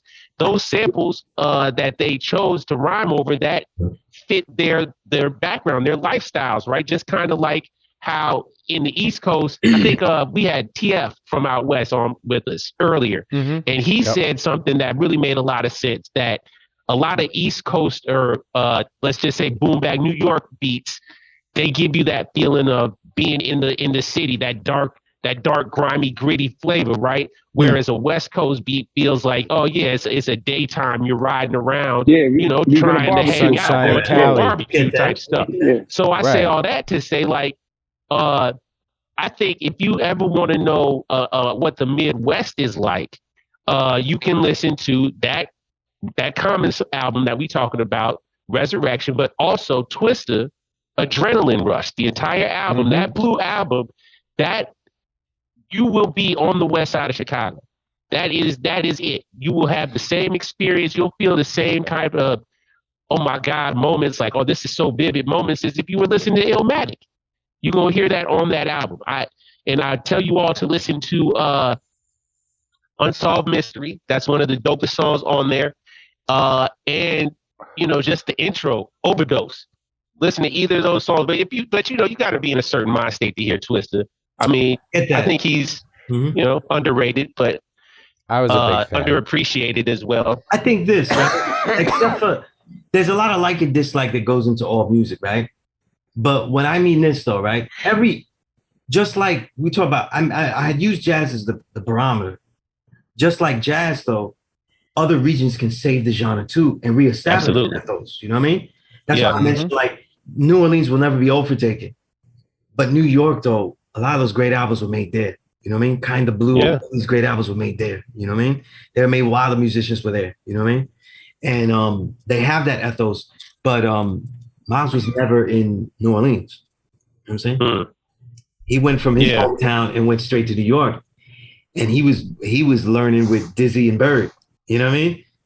So what I mean is that ethos, it's where it travels. You know what I'm saying? Where it travels. Yeah. The style of music that people put is only if it has a consistent way of showing that aggression, that ethos. Because the core is not the way the music sounds. It's more about the rebellious nature of the aggression. Yes. That it's saying something that wasn't said before and it wasn't supposed to be said. You know what I mean? Mm-hmm. And when that comes out, to me, that's in the shit is hip hop. Shit, that's what KRS One said throughout the gospel of hip hop. A lot of people ain't read that book. They think it's some religious book. You know what I mean? But if you read all 800 pages of that book, you get some of the most interesting philosophical ideas. And the last chapter is probably one of the best histories of hip hop that you'll read. You know what I mean? Really? The last chapter, yeah. I'm gonna check that book out, man. Absolutely, man. Shout out to KRS One. All of KRS One's books are very interesting, though. I all of them, even the ones out of print, like Ruminations and all of them, they all have interesting shit in them. Interesting. All right. So when we get the next book, Sunez? When we get the next book from you, brother? Yeah, let's talk about that one, man. I got to get my submissions to you, man. I'm trying. I definitely want to hear the critique. I got work coming. Yo, the next book ain't even hip hop. The next book that comes out this year, probably in September or October, is the Peace Corps book. So it's a book about essays and works that I put on through the years and my experiences and the understandings that I've developed over the years of teaching at the law school of Mecca. The Peace Corps is the name of my class, Political Education and Civilization Enrichment. So we teach you the knowledge of, but also how to deal with the outside world, devilishment, the shit that we struggling through, all this oppression. So I've been teaching that course since 2000. So I've been teaching at the school since then. So that's 22 years. You know what I mean? And wow. So in the history of the 5%, that's the longest running class ever in that school. You know what I mean? Wow, that's crazy. So it's just some essays that are, some of them are old, some of them are newer, like just putting them together. You know what I mean? Just to throw it out there, these are my ideas and shit. So now I'm just working on the cover. I had some of my students make the cover. So the lettering and the pictures all taken by the students. So that's cool. And it doesn't mean for those that, because it's a free class, I even teach it online. So I even go online and stream it. But it's not for like if you read the book, you didn't attend my class. Don't act like you know shit. You know what I mean? These are like deeper ideas. These are like philosophical thoughts. But if you're a student of mine, you don't need the book. I'm gonna teach you everything in there anyway. You know what I mean? But it's just me it out. But that's the next book. And then at the end of the year or January, because there's always albums that get left over and I try to be complete, will be the real of 2022. So that's the next book. You know what I mean? But I have a lot of books. I'm still working on books about other genres. I have select books about other genres. You know what I mean? About salsa, about jazz, all of that. And also books about martial arts. I have a long book about martial arts that's in the editing phase too. It's basically my own aphorisms, sayings of understanding based on the art, and this knowledge itself and how they coincide and shit. You know what I mean? So more of a creative martial work. You know what I mean? You're not gonna read my book and you know how to fight either. You know what I mean? Like I ain't writing that kind of shit. Nah, you put in that pain. How many days a week do you train? You train every day, right? I do hard training, like it's 2.5 hour worth of training. 4 days a week, you know what I mean? But because of the way I live, though, I end up training like all the time and shit like that. So when you teach people though, you end up doing all the shit anyway. So like training and shit. And then you know, I have fun with it. So I'll be out there early when I'm on a training day, and I'm training all the time, you know?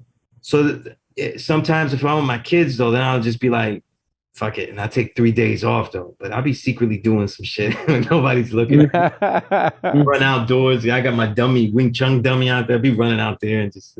I see it out there, yo. Be like, where the fuck he at though? And then he hitting that shit out there, but you know what I mean? But wow. That's the life I live, you know what I mean? That's the life, you know what I mean?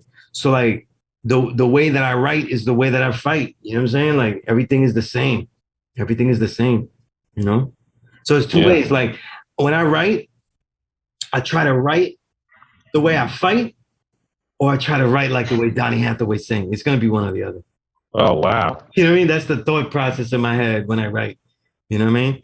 It gotta come out hard or it gotta come out beautiful, but it gotta come out one or the other. That's the barometer and shit. You know what I mean? Nice. It's all one and the same. You know, martial arts is beautiful though. You know what I'm saying? Like word, hey, like I mean, that shit is beautiful. Well, to me, word, except when you beating somebody's face in, like you know what though, when the better it's a lesson in that. I'll tell you this, I teach everybody like the first lesson in martial arts though is like the one tool that every martial artist develops first is his eyes. It's what you see. You know, like people always go, oh, look, Bruce Lee, he blocked the punch right here and shit. He's so fast. Now his eyes saw that shit. You know what I mean? His eyes saw that shit so ahead of time that he could put the hand when he was ready. You know what I mean? It's like, I give the example, like a fly.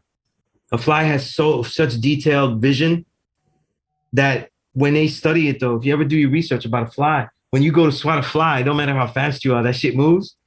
It's not technically moving faster than your hand. That shit is just moving like at the right moment away from you. So it's not really moving faster. Oh, wow. It could be moving at the same speed or even coming. slower. Yeah, it just sees everything. Like it's like Matrix. It'll be seeing everything. It'll be like, yeah, that shit coming. It just moved. So like, you want to be in martial arts though, study your eyes, what you see. And that's what I said, like the more you train, the less bullshit you get into. Because you be shit, you know what I mean? Like you be like Raekwon, I seen it like a zenith, you know what I mean? Like, yo, motherfucker wilding out there. And you go like, I've been in many situations. I'll be like with my kids are like, yo, that motherfucker wilding, let's go. You know what I mean? We walk away and then that nigga wilding, you know what I mean? Like you see some crazy shit. It's the anticipation, you know what I mean? The anticipation and shit, you know? So it gives you lessons, though. I've been in, every year goes by, I'm in less and less things, you know what I mean? Less and less fights. And I never have to like do shit in this hip hop shit where I have to bully people. You know what I mean? It's not like, yo, do this interview because if I see you at Toshi's Rock the House event, you know what I mean? Nah, I never do that shit. You know what I mean? Shit like that. You know what I mean? People give you just mad love. You know what I mean? And a lot of people don't know. They didn't even know. You know what I mean? I've heard from like a lot of black belts though that once they started teaching students, they got so much better just because the repetition and going through it constantly and having to explain why things are done a certain way really kind of just solidifies that in you as a core. Absolutely. Absolutely. Everything I've been in, I've always been blessed to have elders that groom me on the teaching phase. They also that I could share things very well. You know what I mean? So like I tell a story a lot. The first day I ever went to get knowledge of self and I went to my class with my enlightening knowledge me. At the end of the class, he said, listen, if you keep up like this, you'll teach here one day. He said that the first day I met him. You know what I mean? And when I learned Kung Fu and my Qigong, I was always the one that wasn't better than everybody. By far, I wasn't. But I was the one to help him explain things that he couldn't explain. You know what I'm saying? So like, I've always been blessed with that ability and I just hone it. You know what I mean? You just hone it by learning more. You know, you hone it by learning more. You know what I mean?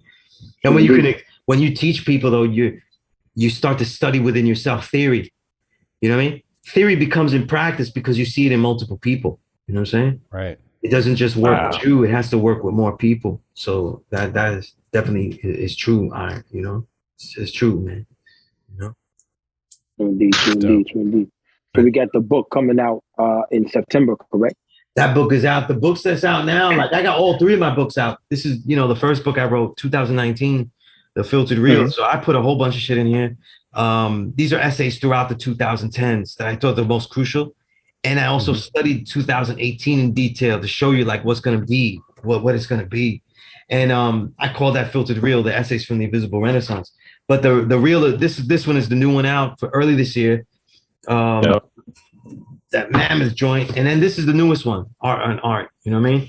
And it's like, this you can hang with any lyricist though. You know what I'm saying? I'll put this together. Now, do you have a preferred way you want people to buy those? Because like I think they're available on Amazon. They're on Amazon. You know what I'm saying? Like if you get them straight from me, that's mad love. You know what I mean? I get the most profit from straight up sales. Yeah. You know what I mean? And what's your website?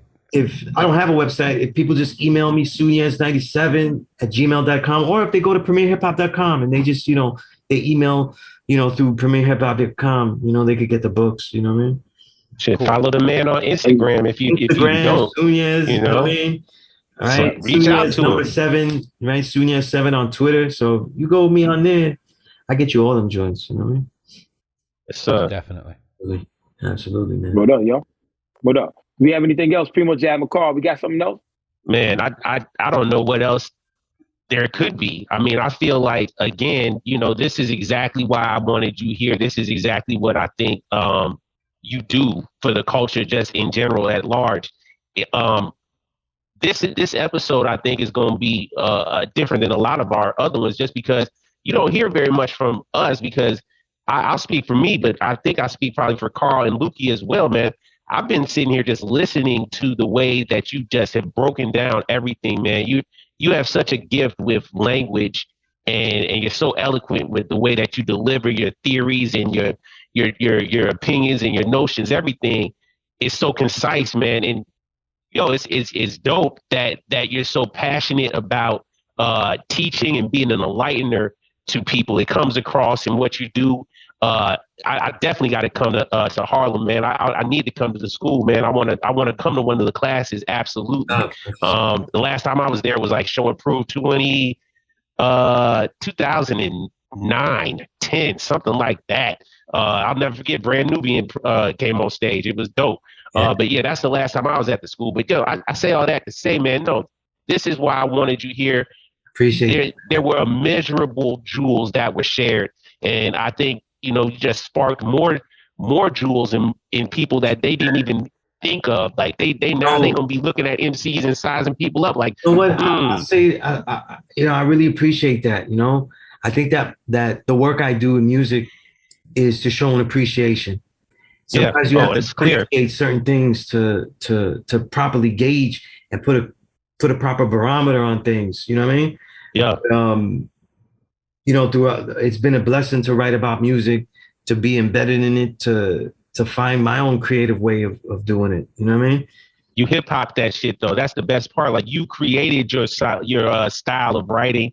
Like you said, you didn't go to school for journalism.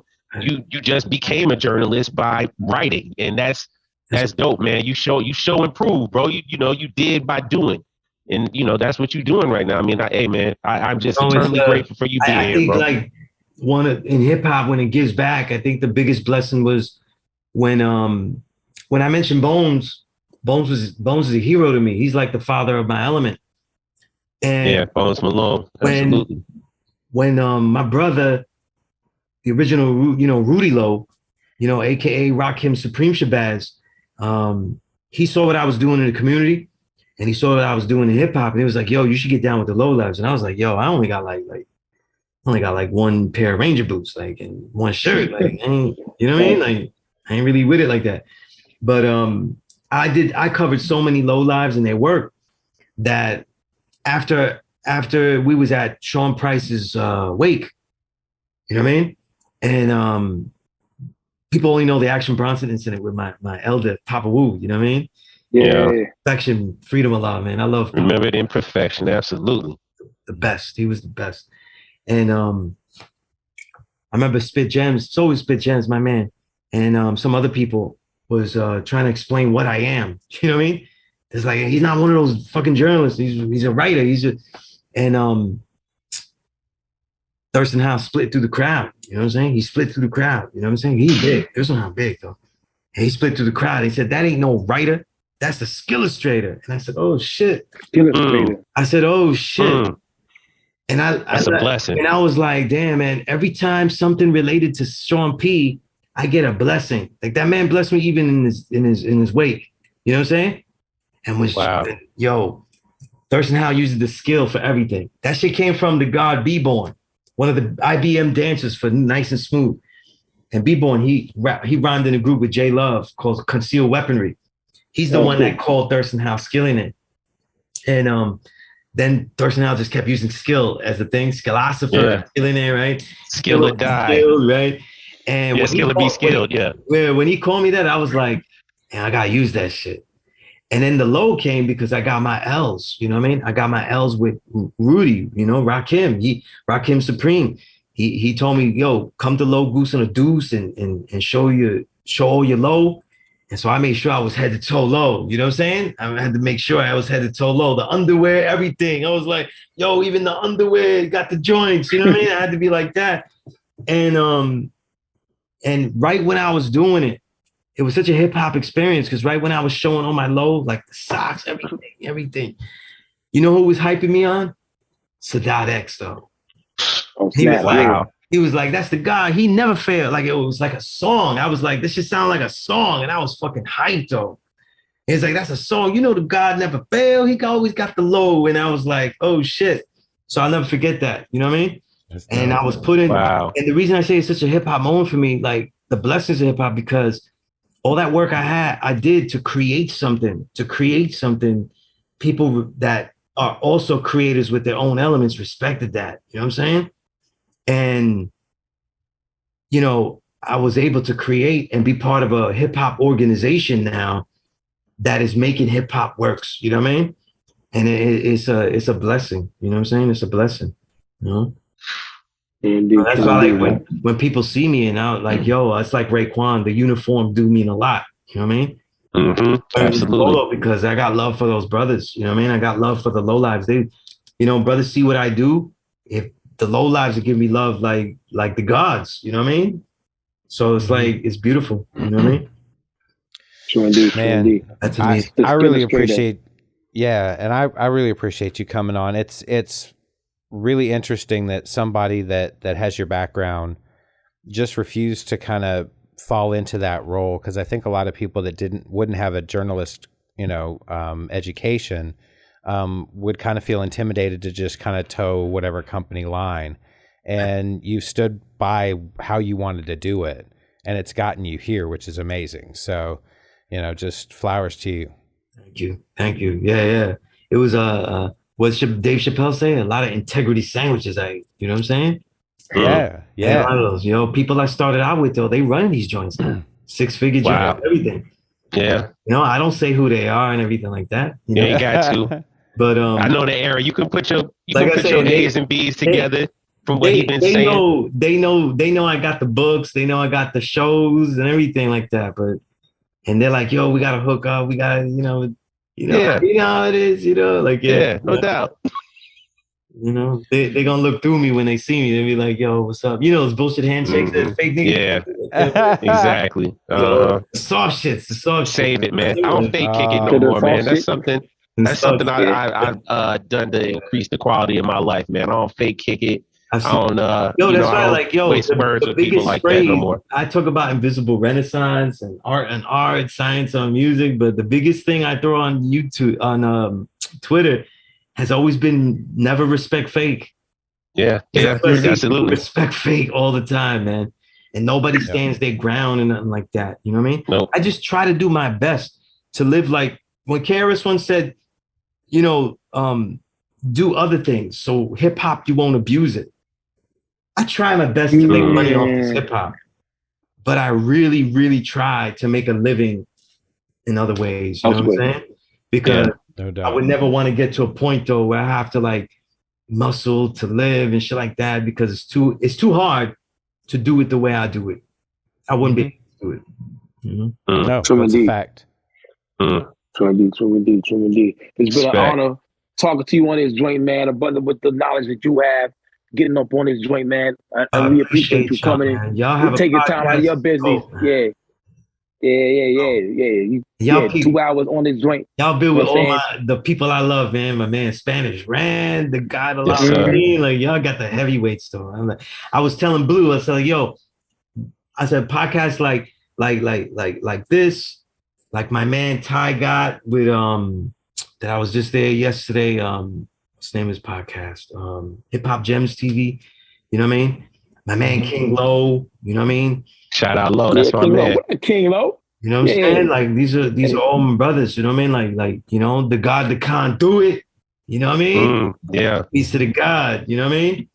You know, Salim, peace to the God. All these podcasts, like, we're not covering underground to me. Like when I write these things, I don't write like it's underground. I'm covering the best music. Y'all motherfuckers is listening to the fucked up music. I'm covering the best music. You got some other shit, you know what I mean? But I'm not covering shit that just didn't make it, you know what I mean? Right. Like it drowned in the mainstream, like, you know. Okay. This is a whole other world. This is a whole other world, this is man. Y'all where stuck the best music is, though. You know what I'm saying? That's right. Y'all stuck on planet Jake. The weaker music is up top. You know what I mean? Absolute facts, man. Honesty. This is the only world that I be in. Like I said, I ain't listened to Kendrick album. I listened to the Drake album because I was in the car with somebody that was playing the Drake album.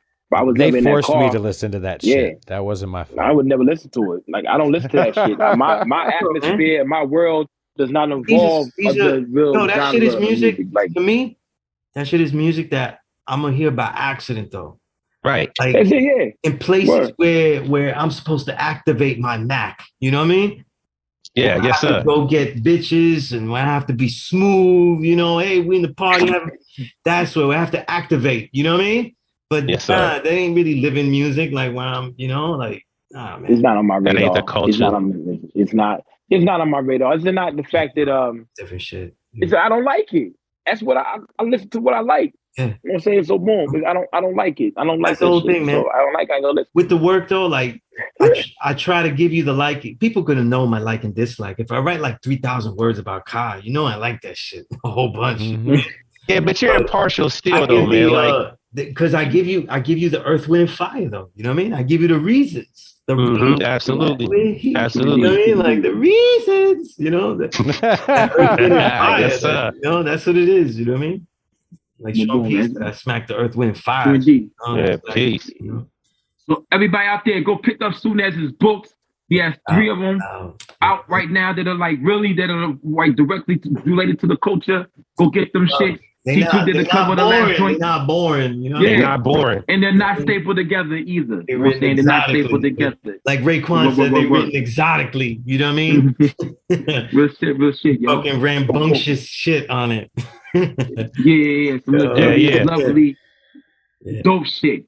Yeah. You would not be disappointed, yo. But going through that, thank you for coming on here, son. PrimoJAB, thanks for hooking it up. Carl, thank you, man. You okay over there, Carl? You good?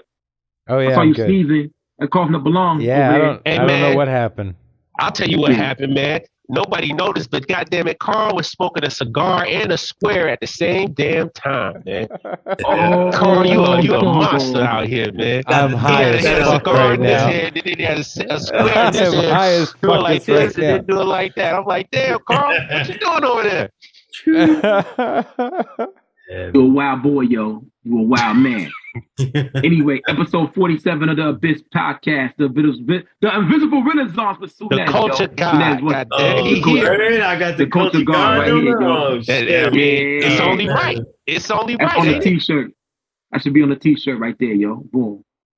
Yeah, the culture guy, yo. Sunez. Earth, peace to the low life family. Hey, everybody. Please remember, go to our Patreon. There's going to be a ton of extra content. If you're just going in as a base level subscriber, we're going to give you all of the podcasts with the extra music added into it. You're going to get music videos whenever possible. We are also going to just add extra content in there for the base level. But we will have 2 other levels. The second level is going to give you a lot of extra content. And the third level gives you the merch. So you can get that one-of-a-kind t-shirt that's only going to be available on the Patreon. But you're also going to be able to get a certified investor's mug. Yes, If you want to check it out, you can go take a look at the Patreon. It's there, as well as a dope hoodie. So subscribe, follow us, support the podcast, share this information if you can. We really appreciate you fucking with us, and we'll keep bringing you more. Peace.